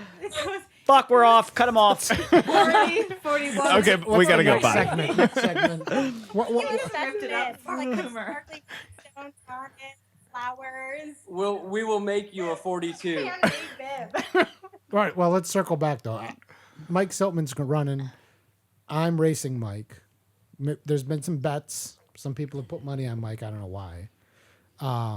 But my question is, why can't we get Siltman to bring some of his beer? I know you can't sell it, but why can't Siltman bring beer and just provide it to the racers at the finish line? Does he make his own beer? He does. does. He's a brewer. You know, when we just had a local beer fest in town, and when we were there, we actually saw one of the vendors. Can't remember where they were from. Wisconsin, maybe. Had a canopy that said Crimea River. No, pour me a river. Pour me a river. So We tried to convince them, but it didn't really go over that well. so after that, well, I if actually anybody's was listening- talking to Mike Siltman about making me a Right. Crimea River Stout. Well, if anybody's listening to the podcast who has a connection in the beer industry, this is a good place to go sell your beer or give some samples out to some people too, because Yeah. finish lines get crazy. Ultra right. ultra runners are very into beer and they're very wealthy. They're usually paleo, vegan, gluten-free, craft beer addicts. We love our beer. So the second, Well, why are you not signed up for Siltman's beer race? His beer run. I don't know what They don't have 42 available for that one either. That's the weekend of Amanda's pole dancing competition. Oh, I'll be at the. I'm judging at the Midwest Unofficially, pole. no, unofficially judging. Yeah, I'm an unofficial judge at the Midwest pole competition. That's just a which our spectator. guest is participating in. No, that's different though, It's, because you're listing two different competitions. it's the now. same and different at the same time. Yeah, let's not get all. All right. At any wrapped rate, up in the- there's another thing we want to talk to you guys about, and that is you have now entered the realm of the people that we know that have done the rim to rim to rim. Ooh, And Grand Canyon? I want to hear about it. I want to hear some stories. Tell us about it. And hold on, in the last segment, you introduced Shawn, but you didn't introduce Jenna. I thought they were married. It doesn't matter. They're not married. Oh, nice. Hence our nickname. So introduce Jenna. What's the nickname? Jenna, you're being introduced. What's your last name? Bahaj. Hodge. Okay, thank you for coming onto the show. Thanks for You both- sponsoring this. you for us. both- For having me. You both went to rim to rim to rim. We did. Tell us about it. And tell us what it is. You guys gotta ask more Well, specific questions. And We started in the South Rim and ran down into the canyon and over to the North Rim and back. So it was somewhere between 45 and 48 miles. And this is the Grand Canyon. Yes. Just So you're like Self-supported. running across the whole thing, the whole Grand Yes. Canyon. and back. Yeah. And how many people All It at did was it? pretty awesome. It's I'd say it is definitely one to add to your bucket list. Absolutely. Was it the most awesome thing you Doing ever it saw? self-supported. Going self-supported was just crazy and cool. Did What you did guys you- do it I mean, all there- at once? Did you stop along the way, or how does that work? I mean, we stopped and took breaks. You know, there are several campgrounds that you pass through. We ran into several people that were doing the same run as us, but they were taking anywhere from 3 to 8 days to do it. What? God, fucking people. I from always think that Wisconsin, I'm gonna sound like a dick, but like I always think that when I'll be like running up let's just generically say a mountain, and there'll be these people like coming down with poles and backpacks and all this hiking gear, and they're like, "Are you going to the top?" And you're like, "Yeah, in a few hours," and they've been out there forever. bro. Yep. Right. So how long There was is no how shuttle long did, service there either. And once you get to the North Rim, there's no way to get back unless you go back the way you came. Oh, it's not So like there's it's not touristy on both sides, only on one end. No. There's no Not at McDonald's on this the other time side. of year. What did you guys have to what did you have to carry to do a Arby's. self-supported run? I took 4 liters of water. We they Wow, were working that's on heavy. some of the piping, so we didn't know exactly how many water stops there would be. So we all carried quite a bit of water. Wow, how did you? Um, That's a lot Yeah, of so water. you specifically carried 4 liters just for yourself? I did. How did you do that? Camel. Well, big I camel just back, put it in my I mean. pack, and my shoulders were pretty sore by the end of it. But How much water did you Yeah, have in maybe- your pack when you got to the other side? 3.5 liters. I had about half a liter, 1 liter left when I got to the North Rim. Did you not fill up anywhere? But I did fill up. okay. Yeah. So what you I fill up filled at the halfway but point? by the time I got up to the top of the North Rim, one of the water stops was closed. So I ended up with about a liter. I learned a very valuable lesson at the one that was closed, and that's do not dump your warm water bottle out until you make sure the water. Oh. That's good for rolling into an aid station. I should keep that in mind. You had enough people in your group that if something like that would have happened, Yeah, you just let her carry the water. would've- Just, can I get a sip of your water? you could have It shared, was a right? camel. She was muling for me. It's like you're doing her a favor. I'll get some of that water off your back. Is there a place Put it in my body. like at the airport where they rent mules when you show up there? Because I always think about the Brady Bunch going down there with the mule to the bottom of the Grand Canyon. You Are don't need there a- any mules? We actually, Eric Skidgy and I went out and did a run Saturday morning, and we passed one of the mule trains. Nice. And you could not get me on one of those things to save your life. Well, It couldn't you was just terrible. take a mule for your gear and stuff? Or a woman. Either one works. What? Okay. So mules were not available. What were some of We, the What were some of the cool things that you guys saw during the run? just the views. Every corner you turn had a different, just spectacular view. There were waterfalls. Getting down to Phantom Ranch was interesting. They have a rule, what you carry in, you have to carry out. So we got down there, and I was expecting to see trash cans, and they did not have trash cans down there. So everything you took in, you had to bring out. So any food that you ate, you had to hold on to the containers, that sort of thing. Right. Yes. And have you guys been to the Grand Canyon before? Or this was your first trip out there ever? First trip. First trip for me as well. And I don't even remember what I was going to ask. What was Sorry. it? You guys asked had that, a pretty Cory. big group, right? What was that like? Some of the people in this room have tried some multiple road trips with lots of other people, and it has some ups and downs. What was that? You had a big group, right? We had 9 people. What 6 was of that us like? drove down there, and 3 flew and met us. There were a lot of bathroom stops in the 26-hour Whew, that's a car long time. ride. Not a good idea to pre-hydrate when you're getting into a car for 26 hours. Yeah. We found new uses for Pringles cans and any other container you could find in the car. Is that pooping or peeing in the Pringles I can? think that's got to be pooping. That's yeah? got to be pooping. No, you don't. It was actually discussed at one time. Comes out like a Pringle. Here's another question. Did you listen to 10 Junk Miles on your 26-hour car ride? We listened to episodes 4 and 5. Nice. Not episode 2. We kept looking for it, and I think we may have listened to 3. That was in the middle of the night. I think if you give Scotty bib number 42, you might get episode 2, a special download. Just putting that out there. That'd be worth it. So Cory just asked you about it's a lot of people to spend a lot of time with. Did you guys have any problems? Did you get on each other's nerves? Well, how did that go? I'm sure I probably got on someone's nerves, but In other than what way? that, we didn't really have any issues. How It did actually went pretty well. I feel like if I was doing that, I'd be like, come on, you guys, we got to keep moving. We got to keep doing stuff. Like, let's keep going. In what way did you get on people's nerves? Just being me. I saw one of your no, pictures. actually- You had started to look like you started to strip down. Whoa, you were like getting specific. He does there. that quite often. Oh, so it's something you guys are all used to. What What about were you going to It's say, though, above Shawn? 70 degrees. I rarely have a shirt on, Oh, and I apologize for anyone that has to see that. but what were some of the costs of doing this too? I mean, if somebody says, "Hey, I want to go It's do actually this," really inexpensive. I think we had $150 a piece for van rental. Our gas was $85 a piece. Camping was $15.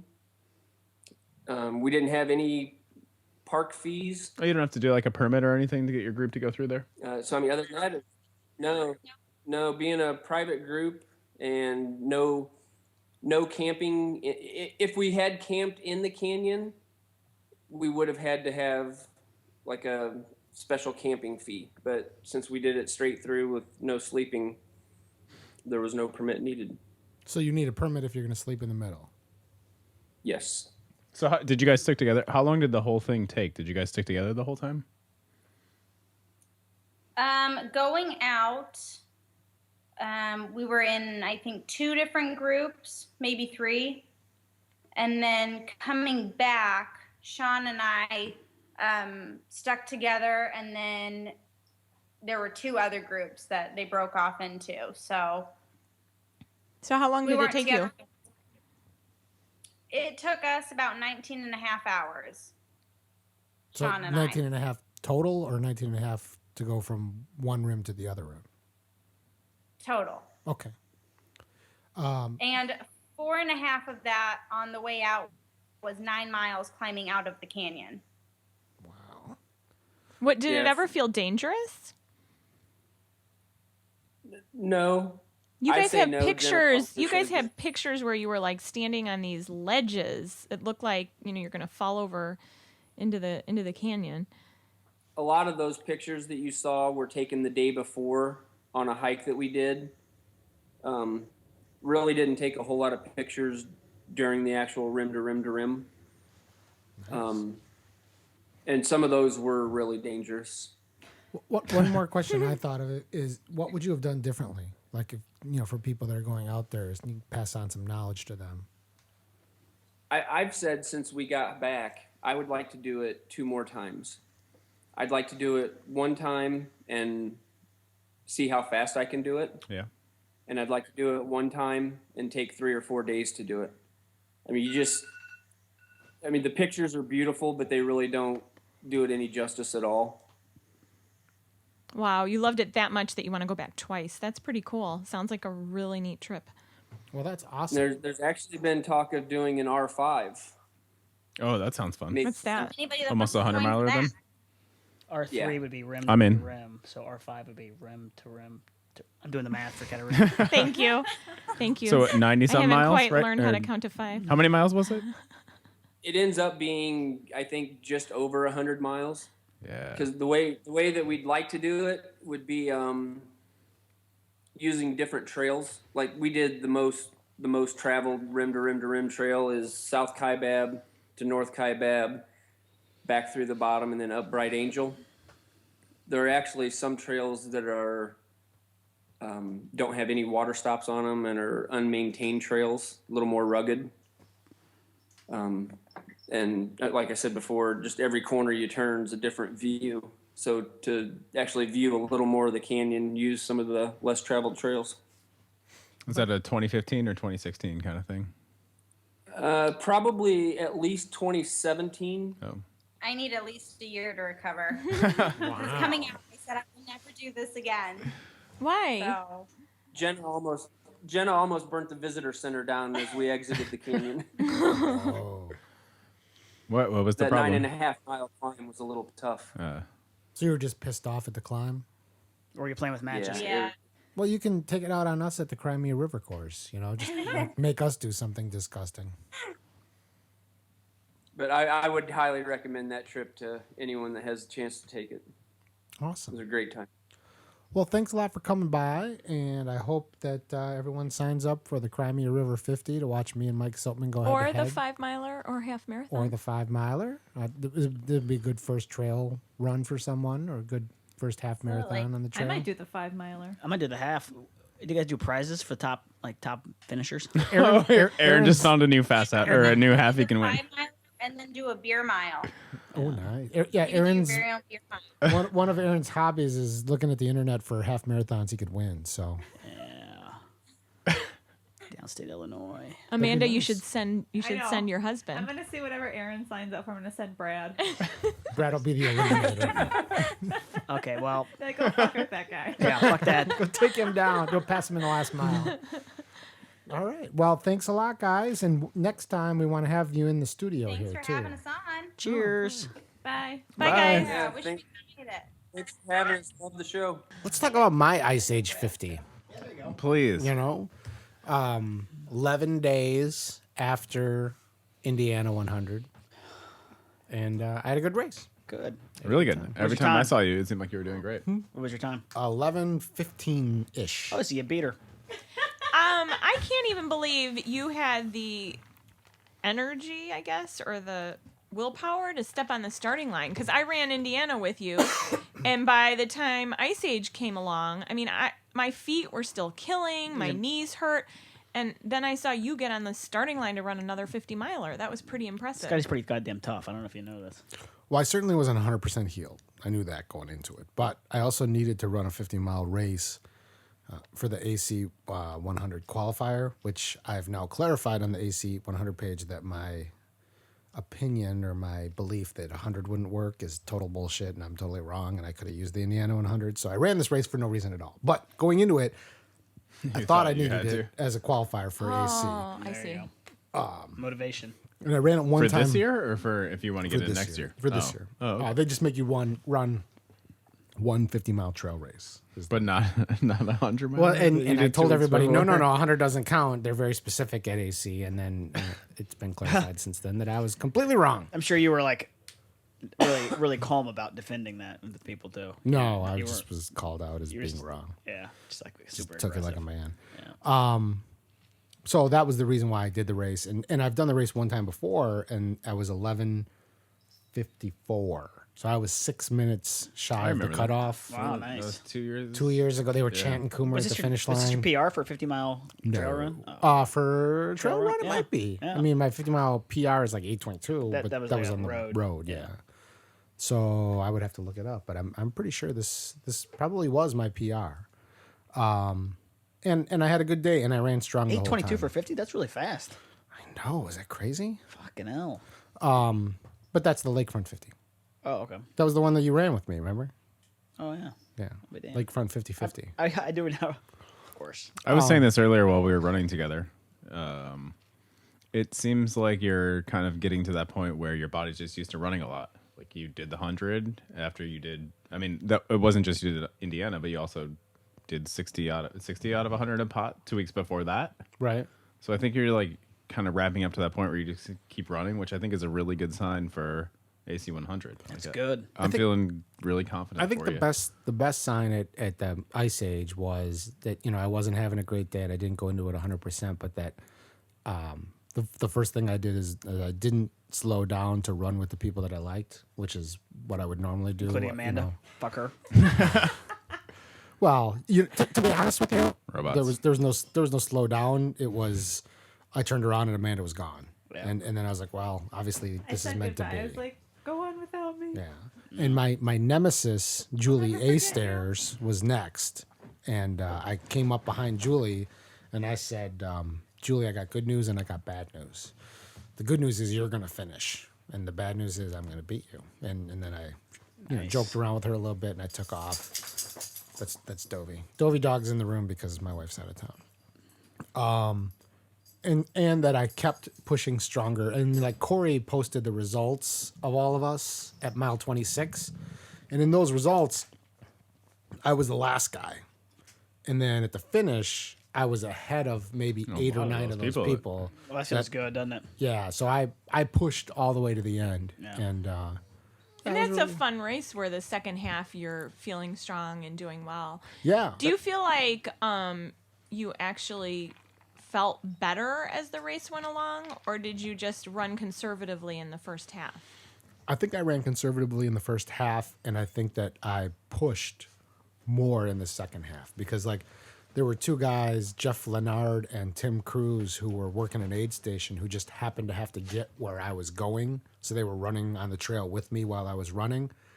And when we stopped at the Horse Riders Aid Station, this is the last aid station. There's 6 miles to go from this aid station. Right. And when I pulled into the aid station, a lot of these people that I had been running near were all there screwing around, getting drop bags, talking about things. And I remember just thinking, well, fuck this. I'm just going to get my water and just motor because I only got 6 miles to go.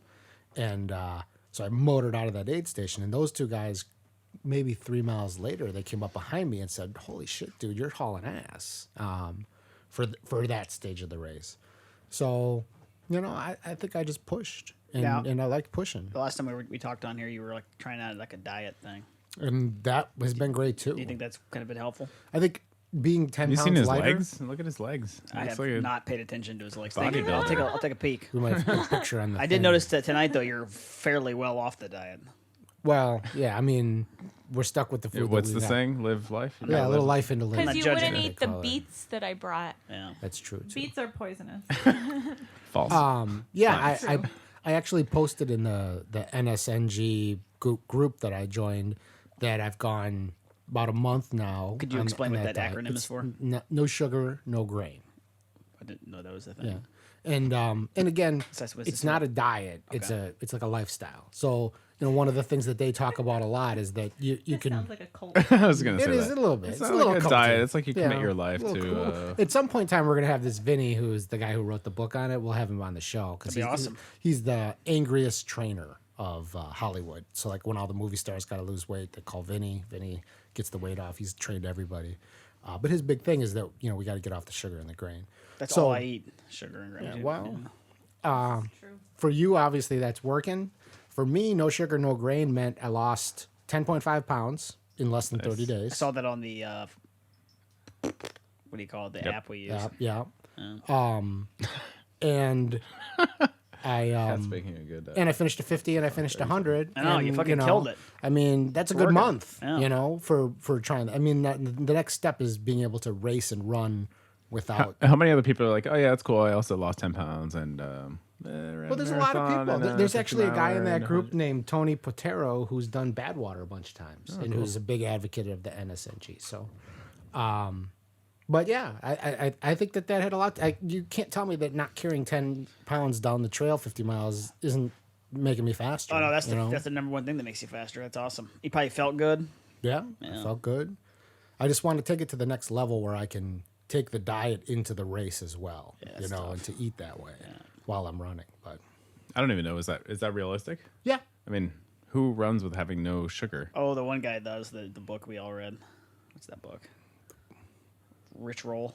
oh yeah, Rich Roll That's would made be, up. yeah. He uses sugar and runs No, in races. Yep, No, he he's does. plant He power. does. Nope. Plant power. I saw a plant power guy at Ice Age. He dropped him out 26. There's, It's true. He did. there's a guy who Cherry has, picking. You're cherry picking. He has vegan written across his back. what in you see black is all magic there is. marker. Yeah. Yeah, Vegan power. Is that what it vegan is? power. Yeah. Yeah.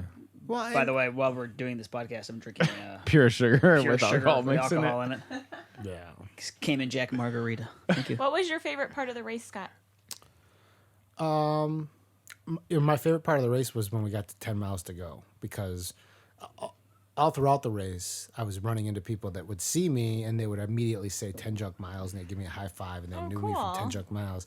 And when we got to that last aid station, I was with a whole bunch of people. I was with Martha and Eric Walker and Mark Francis and all these other folks. And I said, how far do we have to go? And they said 10 miles. And then someone said 10 junk miles. And then everybody said 10 junk miles. And I said, wow, we should have the aid station there next year. It should be the 10 junk miles aid station. But did that kind of give you like a It did. boost It did. too? Because it made me feel like people are getting something out of what we're doing and that we're making a difference in people's lives and their workouts and their runs and things like that. And that made me feel good. It made me feel like we're giving something back. I think something that you could give back is if you described one thing you were talking about with me. We were both discussing how our feet were hurting a lot from Indiana, and I chose not to do the race, and you chose to do it. And Were you I was signed like, up? No, Okay. I wasn't. But I'm just saying, I was like really in awe that he was doing it 2 weeks later, and I know your feet hurt. So for listeners who have had issues during races, what did you do to get through that pain and not let it bring you down and not have it something that like you could use as an excuse? Well, one of the things that we talked about before the race, that Megan. You did call and cry a lot about that. No, I did not call and cry. Megan from our group, she posted, "What is your running mantra?" And one of them was Tony Cesario, who said, "Why are you walking?" And every once in a while in the race, when I would slow down or start walking, I go through this like inventory. How's your stomach? How's your legs? How's your feet? And everything hurt, but not a lot. And at the end of the inventory, I would say, well, nothing hurts bad enough for me to quit, slow down, or walk. I might as well just keep on running, and just push it because stuff's supposed to hurt, and we talk about this a lot. And it's something that listeners, probably can get a lot out of too, is that when you're running 50 miles, when you're running 100 miles, shit hurts all the time. You know, you get blisters, you get your knees hurt, you get your hips. I mean, stuff always hurts, and you have two choices. You can either say this is the kind of thing that's going to make me quit the race, or you can say it's supposed to hurt. I'm going to keep on running, and it's a fine line.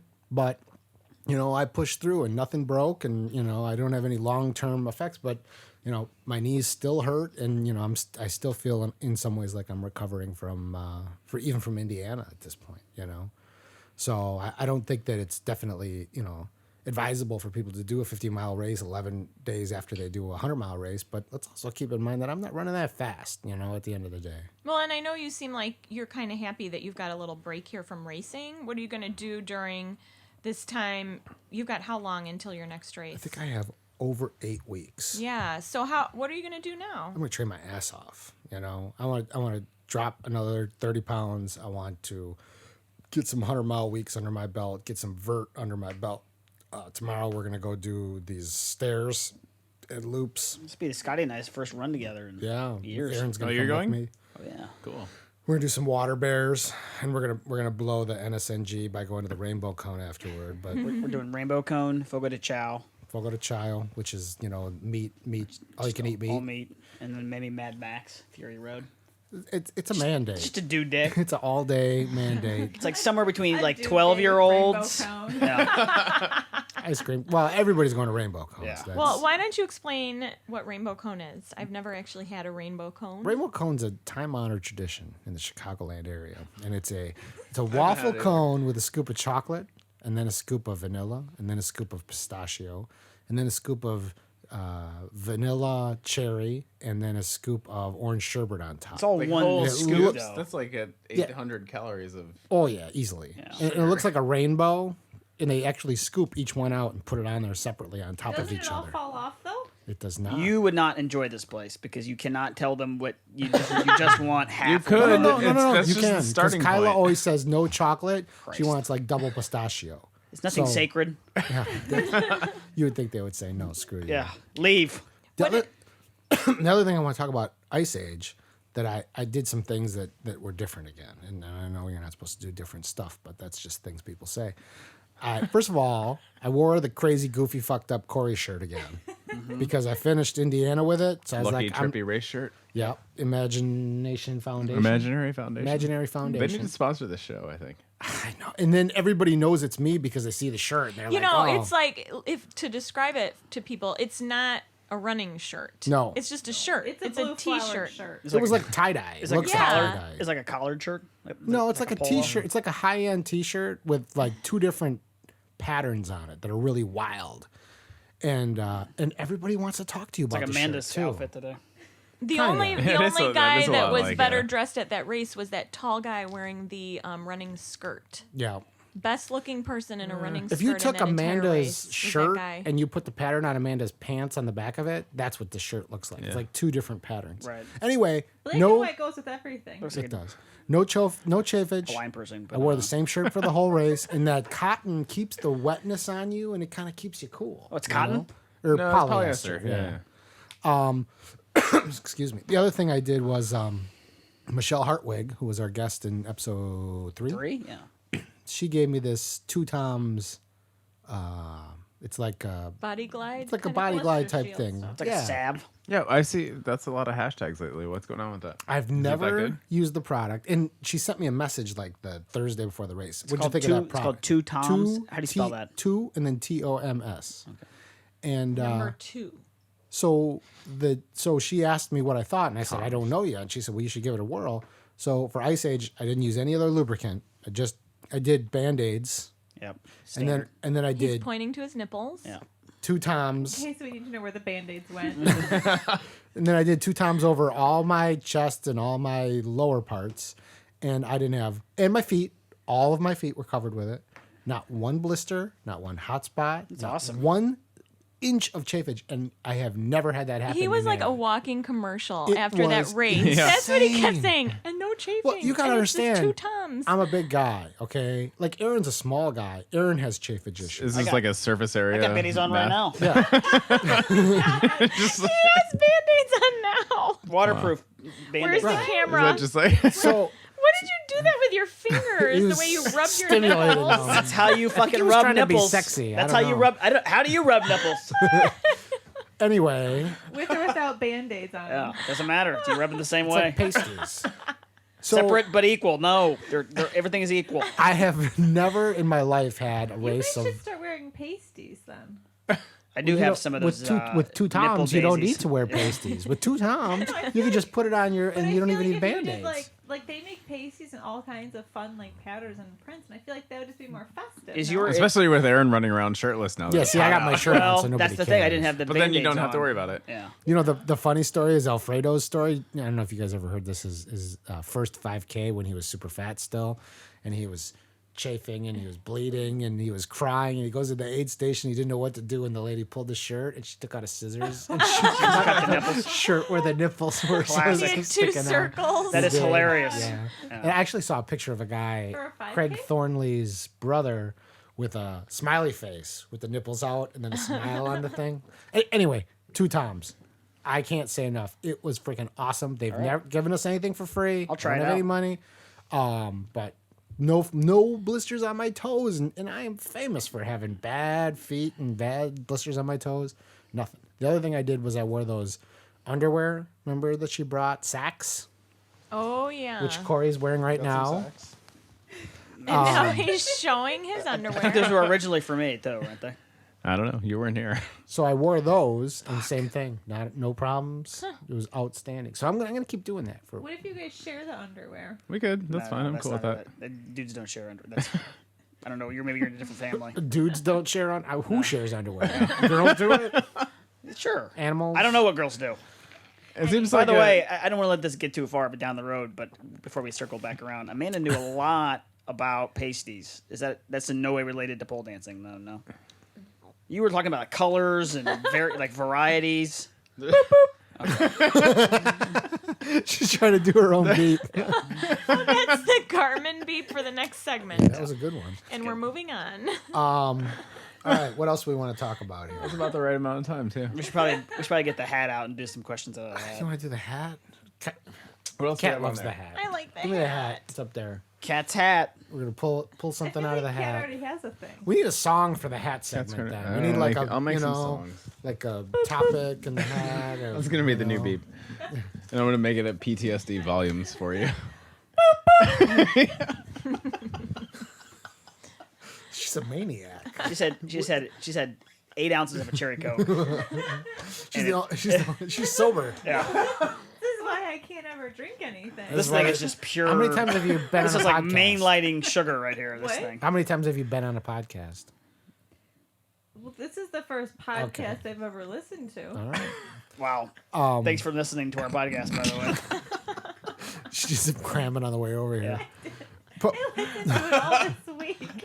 Post I better know what's race, going on. post race recovery strategies and methods, which is kind of apropos. We were just kind of talking about Yeah.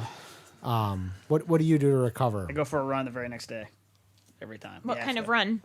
Just whatever feels good, just to get the blood flowing. How do your legs usually feel the day after a marathon? I think it's all about training. If you train really, really well, then you're usually all right. But if you train shittily, then they hurt. Wow. My legs have never felt good the day after a race. Maybe you need to train. My legs always feel worse the day after the race. Yeah, for me, it's the no, second day. for sure. 2 days after is the worst. That's when the DOMs. I think So- that was the first day after. Yeah, why is it that moving around supposedly makes you recover more quickly if you do that the day after?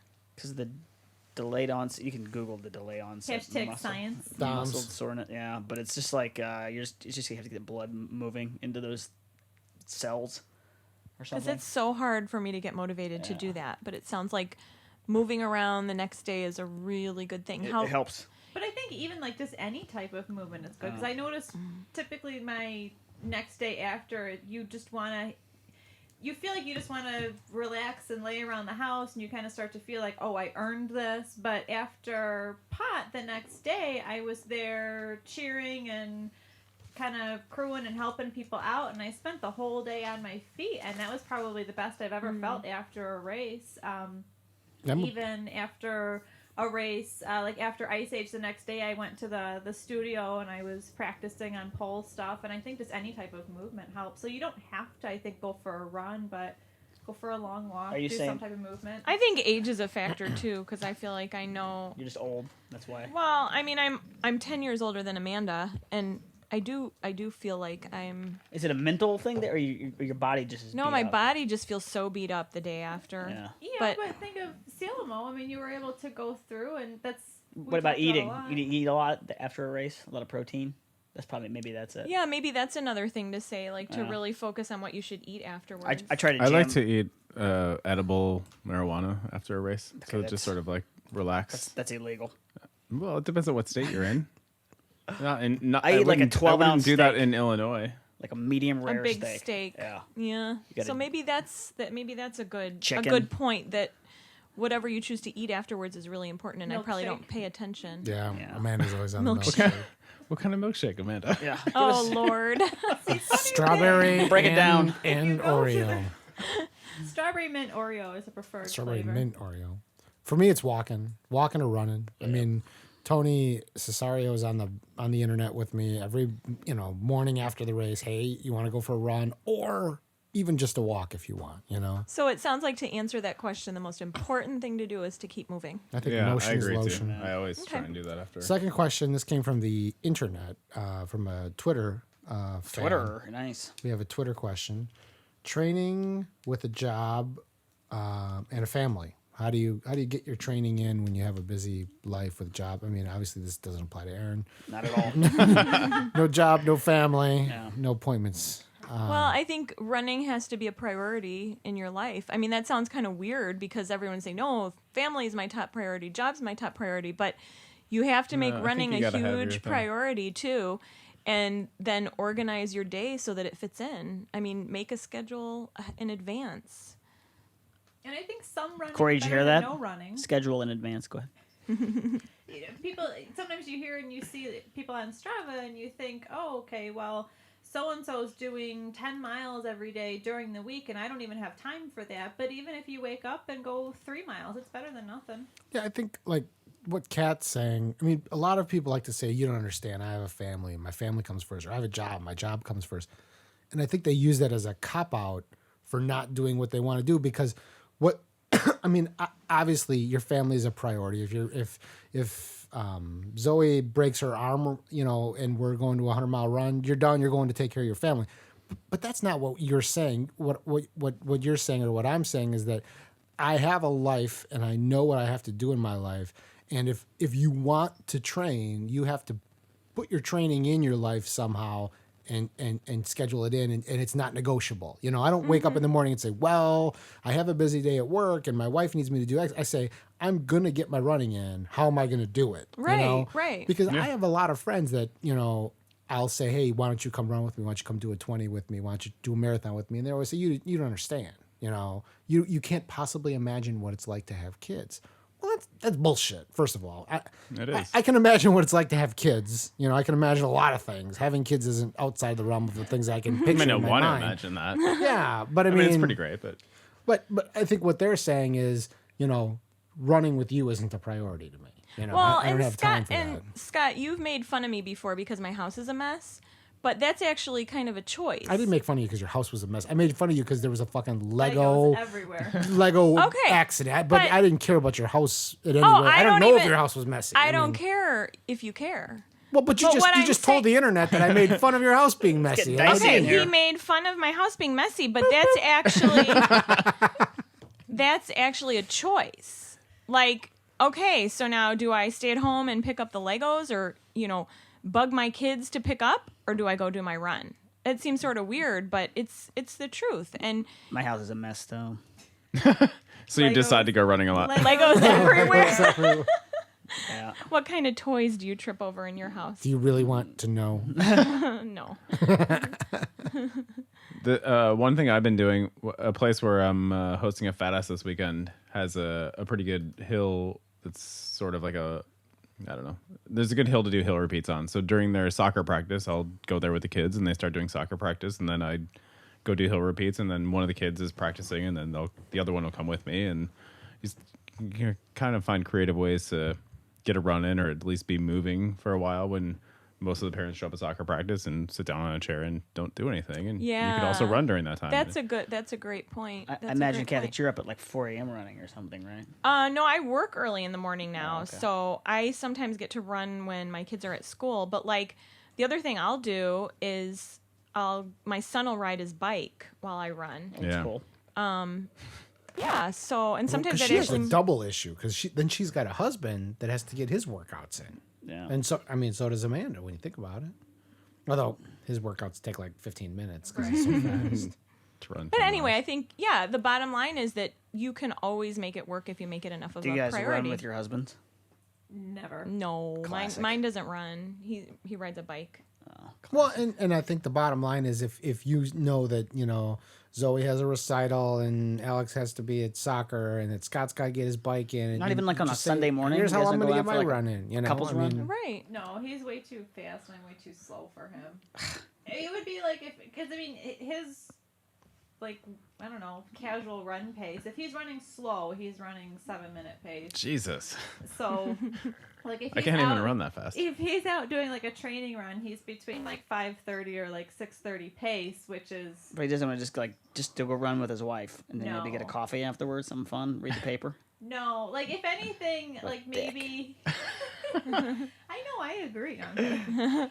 If anything, like he would come with on his bike, but that was before I found all these guys, and I would rather run with them. Yeah. Sorry, Red. Yeah, check it out. But like when I would do a long run, he would come with on his bike, and vice versa. The If bike's I- even faster than running, though. Yes, but he You would can be able- coast. Yeah. Yeah. So he would kind of coast and fall back, and then usually I would just wind up like yelling at him because he'd be behind me on the bike, like whistling, yeah. And Whistling yeah. like at you Like to cat go calls? faster. No, or- just like casual. So here I am, like huffing and puffing on my run. He's back there, just coasting on the bike, just like. Oh, like humming a tune. Yeah, just like Oh, nice. whistling it off, just using no effort whatsoever. Another thing, Wednesday night I went for a 10-miler at 10 p.m. or something. Like sometimes that's all you can fit in. You know, the kids have some So weird then I get homework. murdered. Yeah, that's true too. I don't. No, No, Kat doesn't worry don't about worry women about getting rid that. of that. Yeah, Cory- I mean, you know, Cory, does your homework- wife run or no? She doesn't right now. She ran a lot. I mean, every day for the last 14 years or something. But in the last 6 months, she's kind of She's just switched quiet. it up a little bit. Wow. Did you ever go running with your wife? No, Wow, interesting. I don't know. Everybody has like their own. Yeah. She wasn't like training for. I feel like if you're like have the same overall goal in mind, it's easier to like hang out with a group of people and run together with people. But if it's like I'm doing I have to run 5 miles every day routine, like this is what I do, then it just doesn't. It's not conducive to hanging out. And sometimes we did, but it was I'm running with Scotty tomorrow. I'm gonna run mean, Running with your wife? you might he might not be with me. He might end up with Shelly and Alec because you might want to hang with the fasties. I'll probably run with Scotty. But you know what I thought was interesting? I was listening to a podcast on Elevation Trail with that Camille Herron, who's this girl that just ran the Mad City 100K, and she broke Ann Trayson's 26-year-old record in the 100K. She rode marathon runner at that race at or that just, race that okay. day. She's a marathoner who's never run any other ultras beyond 50K, and she wasn't gunning for the record. She's just like this kind of goes to that dialogue that people have about how when the really, really good marathoners come to ultra running, they're just going to shatter all the records and that they're just not here for the money. And there's a whole debate about that. But one of the things that she talked about, she trained in Africa and she ran with all these super, super fast runners, marathon runners, and that they train sometimes when they have speed workouts and hill workouts or whatever, but they train slow, like 9-10 minute miles. Yeah. They'll go out and they'll run really, really slow. And I thought that was really interesting because, when I look on Strava at like our fast friends, like say Mike Dietz, who's always like super fast, he's always like 7-minute miles, and it's just interesting that there are people that go out and they run super slow and they run fast, I don't know. Does Brad ever do that or does he just run fast all the time? If he's running slow, he's running 7-minute pace. What about you, Aaron? I do like 8-minute miles every day. I never run fast. Well, that is fast. That sounds fast to me, but Yeah. I know for you, I understand that's not Yeah. fast for you. But not your like marathon pace. Yeah. I mean, marathon pace is supposed to be your slowest pace, right? I mean, there's 5K. They always talk about 5K pace and 10K pace and all this shit in Runner's World, and I'm like, ugh, I never run that fast. That hurts. Yeah. Yeah, I don't even know what my 5K pace or my 10K pace would I just be. think whatever sub 6s, and I'm not. That hurts to run that fast. I don't want to do that. And I think there's something to be said for people who are running more of that pace in races, such as yourself and Brad, where I think it takes more effort. And I believe that if, I don't know how you are, but if Brad goes out and he runs a marathon, he's pretty much done for a while. And I think he's only done 3 of them, so he's not doing marathons all the time. But if he runs one, he's done for a while. He's resting, recouping. You mean like beat up? Yeah, like it takes a toll on his body. I mean, even though you're running under 3 hours, but then I look at us where we can go out and run 100 miles and then bounce back, and you're back up and in the groove a week later. I think even though we're running a lot longer, I just don't think it takes quite the toll on the body as running 5-6 minute pace. Well, I think it also probably I've run every day depends. since the marathon. I haven't taken a day off. But I agree, and I think that's because, like you mentioned before, because you've done more. I think of it's just it. a training thing. Yes. Yeah. I Yeah. agree. Well, and I also think like if it was your first 100 miler or your first 50 mile, like my first 50 miler, I was pretty wrecked for like a week, you know. But as you get, I think as Yeah, you get it's more just a training thing. You experience- just weren't ready for it. Well, it's like You Cory used said, I'm a fucking machine at this point. to. I don't know. Yeah. I like that. Cory doesn't lie. We got time for one more question? Sure. One more question. We have time. Is there a fucking clock I on the know, wall? it's No. Friday night, man. It's like the Friday night edition. We got. We're gonna all watch. night. We're gonna plug in Das Boot after this. Yeah. I don't have anything Dave to do. Codwell's honor. Socks, shoes, and blisters in changing weather. Hashtag 2 Tums. I think we already did that one, right? Yeah. All right, let's see. Our hat's getting empty, listeners. We need some more. We need more hat. I guess Questions for the if you hat. don't use 2 Tums, I would say my sock strategy is to use a thin liner layer. and a Vaseline. sock- Nobody cares. Best blister prevention product. Wow. Hashtag 2 Tums. Didn't someone We're suggest just setting you this up for read our new these sponsor. beforehand? No. I believe that was mentioned. I believe. Did you mention it? so. Because I listened to all the podcasts this week, so they're fresh in my head. All right, I have a question. All right. What the hell happened to Ultra Running Magazine? Do you guys read Ultra Running Magazine? I used to I still love have it. to resubscribe. I only read the one that you gave me that I was in. Kat, do you get it? I do, and I can't decide if my relationship with it changed because I've run a lot of ultras Yeah, now, I was just thinking the same or thing. if it's because the magazine has, for me, gone downhill. It's gone I don't- downhill. Okay. All right, so that's shit. I mean, like if you look on my stack up there, I have some. Go ahead, Kat. No, you can Oh, finish. What I you're have some gonna say. old copies of Ultra Running Yeah. Magazine, and what it would be Amanda's race report from her Yes. Which is in there. Yes. race, which Yes, that was in her I Zumbro wrote a race letter report to is my in there. Leadville crew, which is in there Yeah. from a few years ago. I feel like that would never be in there now. Yes. And a few Mine race, was just a year ago. and a Yeah, few that was ra- like right around the time. Oh. a few race directors articles, Mm-hmm. and then in the back of Ultra, the best part is a slow back of the pack guy. They have all the results from all the races that happened. Well, do you think that maybe it's just because there's just too many races now? Could be. Yeah, that's The part whole of it. format of the magazine's changed, and I think what you guys are referring to is that now it's like it's really formulaic.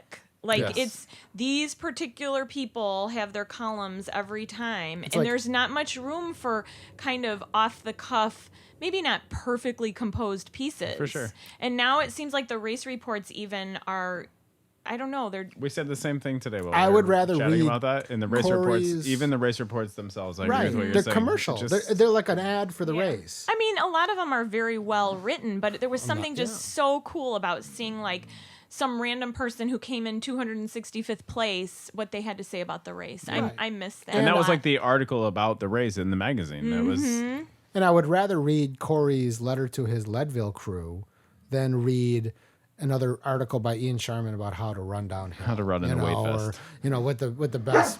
or what Dovey's Let him upset out. about. Let him out the door.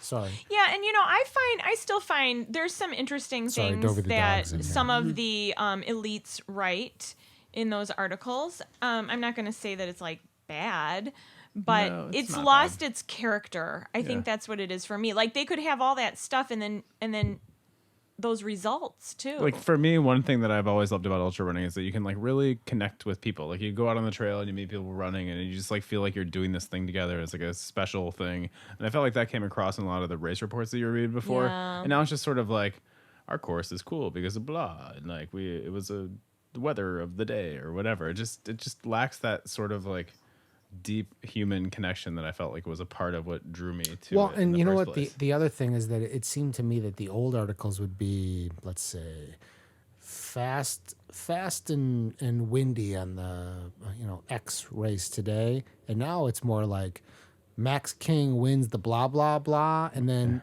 separate apart from that, it was a little bit windy, and some people had a great day and some people struggled. But the whole focus of the report seems to be, let's showcase these elite athletes, or let's showcase this particular race, rather than let's make it about the people that came together. Yeah. So Well, maybe that is saying something about what's going on with ultra running in general. Yeah. That, it's becoming more like other sports, I guess, where that's what people want to read about. yeah, I mean, we talked about this on the DFL podcast. We did a roundtable, and I tried to get a conversation going about it because, for example, like this running downhill thing. Do I want to know how to run downhill by a guy who runs 5-minute miles and is an elite person that wins races? Or do I want to learn from Tony, or somebody that is like me but has been doing this forever? And that I think that a lot of people are taking what's in this magazine and they're saying, oh, this is all the stuff that you got to do. And then they show up and they say, oh, I got to do this, that, and the other thing. And I got to have this piece of gear and that piece of gear. And it's just based on what they read in the magazine. It's not based on trial and error. It's not based on training. It's not based on, people like them. It's just, like buying into the gimmick of what's new and exciting. I don't know. Aaron, what's your take? I don't read that magazine at all. But you read Runner's World, and it's the same concept, right? I read it every month. The whole I mean, thing. it's the same You read the freaking whole thing? magazine every month. Oh, it's the same articles. Like, How to run your fastest 5K. And then, like, What are some good year after tips for year as the recovery? seasons come and go. Nutrition. yeah, of course. Why do you keep What's to buy reading? at the grocery store? I don't know, because it's cheap. Something to read when I'm in my office.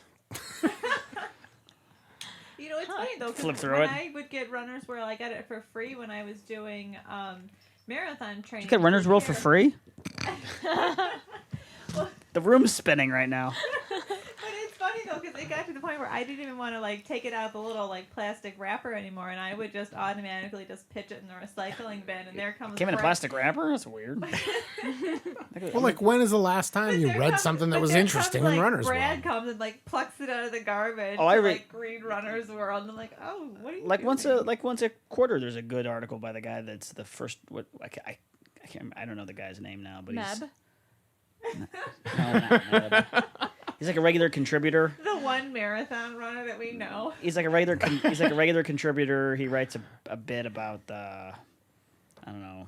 He claims he's a first time runner or something, but of course. Oh, John Bingham? No. Some guy who writes about something. That guy. He wrote a very good piece about maybe a year and a half ago that was talking about how people don't understand runners. They think it's really great when you start running because it's like, oh, you're going to be so healthy. That's awesome. Like, we're all behind you. And then you cross over where you're running too much, and they get uncomfortable with you. You're Worry like, about your knees. yeah, you're like, oh, your knees are going bad. You're obsessive about this, and it's just weird how people perceive you as a runner because they go from that's great to then probably getting jealous, and then they hate you. Well, like, 'Cause you're nobody doing too ever came much. up to Oh, me and that's said, interesting. hey, Yeah. you're going to get the diabetes. Yeah. But you should get out there and fucking run. Yeah. There was a really funny article in Runner's World. That See, look. No, hold on. And so I actually ripped it out, and it might be somewhere in my my office at work. But it was about how everyone thinks your knees. It was written to be Right. satirical, and it's about how your knees are gonna go as soon as you start running. About how everybody and their mother and everyone at the grocery store is gonna tell you you're But in fact, ruining your knees. Running's the best thing for your knees. Yes. Yeah. Whereas, really, it said the article mentioned, parents should be more worried about young soccer players and their knees because they're the ones that are bouncing all over the field back and forth. Whereas running, you're just doing a repetitive motion, and So there you it's go. really not that bad. We're for reading your Runner's knees. World all the time. It's delightful. Ah, damn it. I don't get it. Edit I don't that get out, anything Cory. out of it. I'm serious. It's just a big ad. But it And, was There's a lot of but it pretty was a pictures. satirical article. well, that's the other thing with Ultra Running magazine, too. Now it's more like one big ad. And even it's like an ad about a runner who's elite along with the product that he uses. And then you'll turn the next page and it'll be a race, and they'll show that same guy like with like that same thing across his chest, and you know it's. Oh, I need to pay closer attention because I haven't noticed that part of it. But it just does seem more slick to me. But why do you still glossy. subscribe? I feel like I'm being marketed to, you know. Well, yeah, you are. That's how they make money, Scotty. Yeah. And I did say to Cory while we were running today, maybe we should see how much it would cost for like a small ad for the podcast. Yeah. To get So more we're totally in listeners. on it. We just don't like it. You just Yeah. don't. You Why wanna do be you the one You still- gotta play the system. Why do you still subscribe to The it? stack keeps Well, getting yeah, bigger. I mean- you know, I don't know. It's I think I signed up for a 3-year at some point. tell every you what, once in a while I'll renewed see a and- race and I'll say, "Oh, that looks good. Maybe I'll do that." You Yeah, know? I mean, for me, it's worth it just to read one piece once every 3 months. It's like, oh, that was really good. That And there really are spoke to me. the last page or two usually has a good Well, the picture. Earl Jones, the Rocket articles. yeah. those- Good He always ones writes now. something. Those are good. cool. I tear up sometimes when I read stuff from Runner's World. What? No, you don't. Full on tears. It's an article about somebody who's faster. Well, than that's him. what I used to feel like when I read ultra running. I mean, I would like full read every athlete page and I'd see Yeah. my friend's name or like a race that somebody did, and it just like gave me that feeling. Or like and there was an now- article about our friend Logan when he was like 17, getting into the Ozark 100, that was and you know cool. there was all these like. Say, Yeah, but now nobody cares because Logan doesn't have a sponsor, and you know he's not one of the elites. So why write about him? Gosh, you know? I need to pay closer attention because I didn't. You're Or too busy. don't. I mean, if Yeah. you enjoy it, still just enjoy too it. I'm busy not out trying to wreck running. it for you. Yeah. Well, I mean, maybe it's her family. You know, she's got to make them a priority. Yeah. What are you doing? not. What are you doing reading magazines? Paying attention. Well, Everyone has to go to the bathroom, right? is it the only place anyone ever reads? Pretty much. All right, so let's move on to last segment. Everybody poops. Oh my God, I never even hardly. No, never mind. Poop. No, I didn't realize we already did the sweeper thing. Oh, we didn't do it. Yeah, Oh, yeah, whatever. pretty much. We Okay. pretty much did it. But do you have any good sweeper stories? I did, but You did. Well, no, forget we it. did talk about your sweeping. Yeah, I know remember? we did. Right, but it wasn't supposed to be like in the intro segment.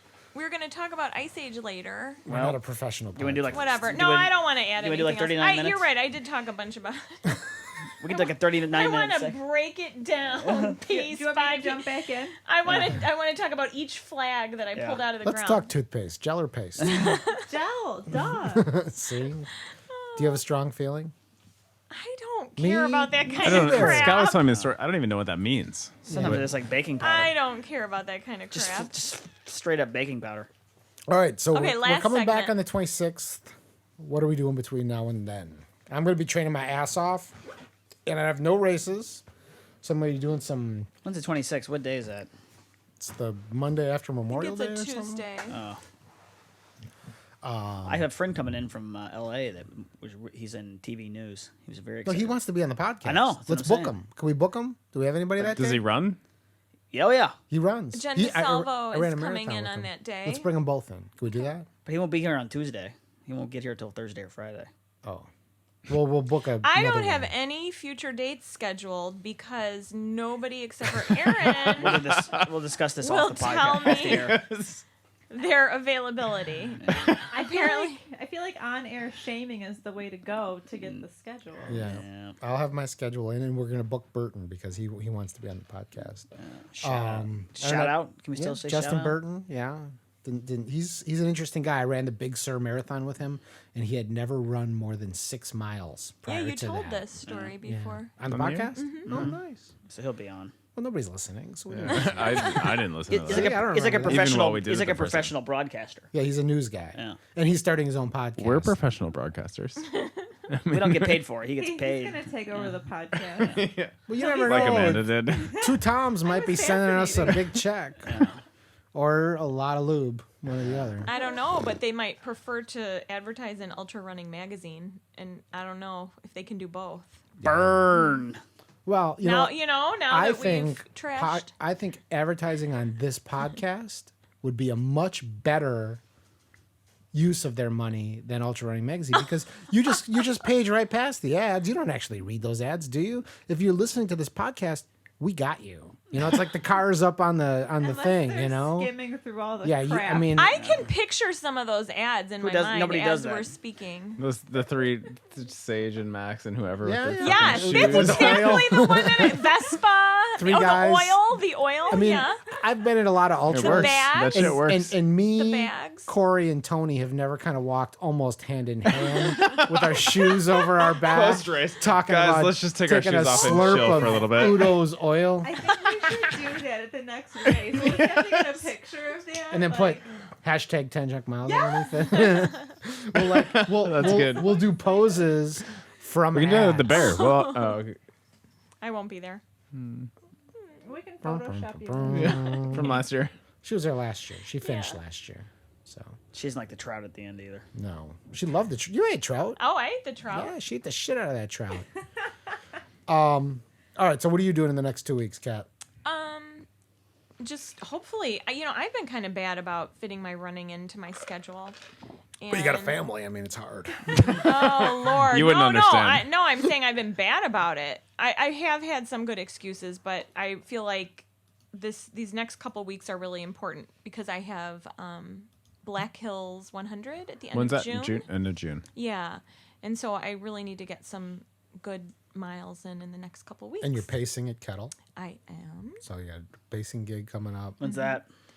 Like the first The or second 6th, week. June The 6th. Yeah.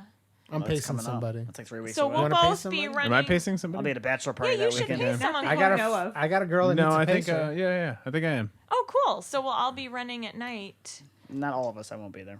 You should go. I got a We can have all four of us can like race report I got a on. bachelor party that weekend. Saturday or When? Sunday? Yeah. Or Friday or The Saturday? whole weekend.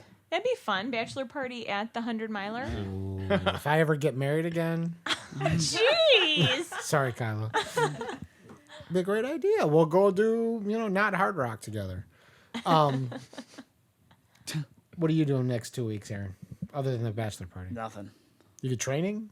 No, I got nothing. You're not running? You're not doing anything? Wait, the Soldier Field 10 I haven't miler. decided if I'm Yeah. gonna do that or not. What do you mean? Do it. You're Signed up? signed up. No, I haven't signed up. Oh. I like to pay maximum price for the race. No. How much is that thing now? $200 I bet for you a 10 mile I bet you race? sign up day up for 150 probably, no problem. They got some sort of like a B-level band playing in Yeah. the middle of the stadium. Why have you changed your mind that you're not going to do You it? should do it. it's You'll just a lot get of your work. fastest time at it. Yeah. I don't feel. Have you broken the hour barrier? No, that would be the goal, and I don't think I can. You don't it. think? It's just hard. You'd have You know- to really be invested. You know what's to- awesome to about do Soldier that? Field? No, you could do It's that. 10 junk miles. No. I don't think they'd be very Sub-6? junky if I you mean, were you- sub six. $150. Yeah, $450. Most of That's Boston really was. how much what it was your costs? What was your average pace I'm for just throwing Boston? out. 6:30. 6:30, yeah. Okay, dude. 10 miles. Half of that. 10 I think 6:30s. I think they tell you 30. you can do like 6:10s or something. Is what you're supposed to Who are they? Who the fuck are they? This Sunday, I'm Science. pacing somebody who's running a half marathon out here on the lake. Oh, nice. She wants to break 2 hours and 10 minutes. I told her I would catch her I would start from my house when I'm 5 miles from the start of the Does race. she listen to the podcast? She does, totally without me telling her about it. Her friend listened to Really? it. Yeah, Can we So say her name or 210 no? is what pace? Like 10-minute miles. really 210 is? No, Something like it's a 9 something. It's a touch Science. fast. It's a touch faster than 10-minute miles. Okay, cool. Nice. Yeah. Well, good luck to you, whoever you Mary. are. Mary. Yeah. What's her last name? Rosenthal. Mary Rosenthal. Awesome. That's Should be great. fun. And it's Aaron's fault if you don't break your goal. I'll tell you, the last time I paced her, she yelled at me. Well, she should. And it's get kind of it. packed. It's kind of packed out there on the, like on the running path for those half marathons. It was like a bubble around us. It was nice. Oh wait, is this the springtime half? Whatever this weekend is. Yeah. No, it's I the did this- Michelob Ultra 13.1. Oh, We saw yeah. the signs for it today. I think I Kat did did that it one last last year. That's funny. What was your time? I ran a 1:45 last year. Ooh. Fasty. That one. Is that 8-minute miles? Yeah, just I was on pace to be under 8-minute miles Oh, until like Until you weren't anymore. Classic. Until you were on pace to do what the pace you actually I were on won't was. finish my story until literally the last mile. I mean, Oh, I okay. just What happened? just tied up so badly. Pope. Yeah, Pope. Just tied up. No, Is that not. what that means? I don't my- actually know what my tied up means leg. Oh, either. you got Tied tight. up. Tight. Tight. No, no. Tied. I say they Tied. tied up. You know, my mother uses a term that I never heard before. She calls it stoved up. No, I've never heard that. I never heard it, and then I've never heard tied up. randomly Never heard watching what is that? Downton Abbey. They used Oh, it. I love that. I'm like, Mom, show. you use English language from like 1925. That's awesome. Hold on. Well, to my your hat's off to her. No, hold on to your. Hold on to your hat. All right, Cory, what are you up to next 2 weeks? Sunday I'm hosting a fat ass, which is hopefully. What's getting a fat ass? People Oh don't know yeah, what good that question. means. It's actually not. I don't even know if it's a fat ass. Is that like it's a not, sex thing? So you're having a girl over with a big butt? Is that like a? It's like a Craigslist item. Okay, that's it. Scott and I were just talking about this. For breast cancer. Oh, God, Wow. those breast cancer Oh, people hate us. That was a We were just talking about- and Amanda's a cancer survivor. Yeah. So that she's throwing. That's why I can joke. They're- about That's it's the like wrong it's different kerosene. kinds of cancer. Though. I know. I need an easy one. All right. So it doesn't really. She had the easy cancer. That's what we'll tell people when they point out that she Yeah. had cancer. Just real Oh, no. simple. That's the easy one. That was an What easy kind one. of podcast is this? I don't know. It's offensive. Offensive. It's just offensive. That gets really uncomfortable talking about cancer. Yes. I mean, Corey, go ahead. Okay, Fat so ass. a fat ass. I don't know where the term comes from. I don't know if anybody knows where it comes from. It's an informal race. So we're doing 0.8 mile loops around this water basin in my town where the stormwater goes, but hopefully there will be no storms. That sounds lovely. So you just, I think there's 10 times you go up and down the hill as you run around the circumference of the circle. There's no flat terrain at all, and whoever does the most loops in 4 hours, which I think will net somewhere between 3,000 and 6,000 feet of elevation gain, will win the race. And then whoever does the least amount but who's moving the most time will also win What do you win? something too. Like I don't know yet. $10,000? wait, there's a race? It's a race. It's a, I didn't it's know a there race. was awards and shit. I Yeah, know yeah. Scott and I are going to this. I thought we were just going to power walk a going little to. bit. No, Well- a fat ass is like it's a race. It's an informal Corey race. didn't tell you guys. It's not a. He thought It's you not guys a had no group. chance of winning. It's not a group run. It's a race.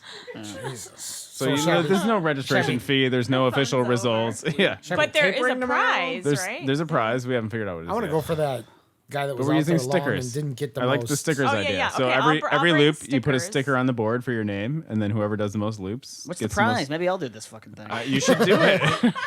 Come Tell do Brad it. to sleep in that morning. Yeah. It's all. There's literally come no on, flat Brad, ground it's though. It's trap. like 15% incline or decline the entire time. Wow. So it'll it'll be gonna be thousands of fun. feet. Yeah, I it'll think be we're gonna cool. have a good time. Is that that's this Sunday? Sunday morning, Wait, yeah, is it- 8 a.m. to 12. Is Pacing it somebody at asphalt marathon. or No, is it's it grass. It's Okay. grass. Yeah. So that's what's going on this weekend. Next weekend, I don't know. I'm hoping to find an excuse to go out west again to train in California That sounds or like a great Portland plan. again. How do you all I find got. an excuse for that? It's like Like uncle dying. Make up a work meeting. Oh, I gotta go Don't you think- meet with some people. Don't you think Corey has to take me to the San Gabriels next weekend? Yes. Now you have to go. Yes. Yeah. Get 2 tickets. Let's go. Let's do it. 2 tickets to paradise. No, that's the pole You thing. guys can call it a fat ass run. Oh, yes. We have a fat essay. Yeah. all right. As long as I don't have soccer games, I'm gonna go to the pole thing too. So I got that coming up. You're gonna go out west and then come back on Sunday. for Yeah. the pole thing. Yes. The pole thing sounds It's interesting. Sunday afternoon. You You can can make come it. to the pole Yeah, thing. that's when soccer games are. Was there like a standard like a tire that the pole No. dancers wear? Oh, Can my you- kids You don't go? call it dancing. Skimpy. You Right? have to have your gluteal crease covered. Gluteal crease. That's the What butt. is- That's the The butt. butt crack? They call it the gluteal No, crease. like where your thigh is. Yeah. That's like the bottom of the butt. She's showing us. Yeah. That's She's showing us her butt Wait, crease. oh Mostly my just God, me. That's called the gluteal crease, not the you butt ask. crack. No, because the butt Is that an crack industry term? It is. If you ask any pole dancer what the gluteal crease is, they will know. I mean, I know what that is. It's very descriptive. It's the part where your thigh runs into your butt. yeah, it's the bottom of the butt, so that Yeah. has to be The covered. bottom of the butt. The bottom of the bottom. What, do you lose points if they see the crease? Points. Yes. Well, you have to come out. You have to when you come out, like your shorts have to cover it. But like if your shorts ride up, like while you're performing, that's okay. Yeah. Because that's just science. But- Shorts are gonna ride up. I mean, it Yeah, happens. Will you be offending people during this And how about up top? performance? What do you gotta wear up top? You have to have your boobs covered. Side boob? Can you have side boob? I don't know. What about pasties? Oh my Just nipple I coverage? really don't So no, I'm not sure what the pasty nipple tassel rule is. Okay. I have a top on, so We gotta get these rules figured. Scotty's gonna be a judge. Someday. Yeah, how do you not know the rules already, Scott? What if you have to DQ somebody? It's like you're the pole dancer sweeper.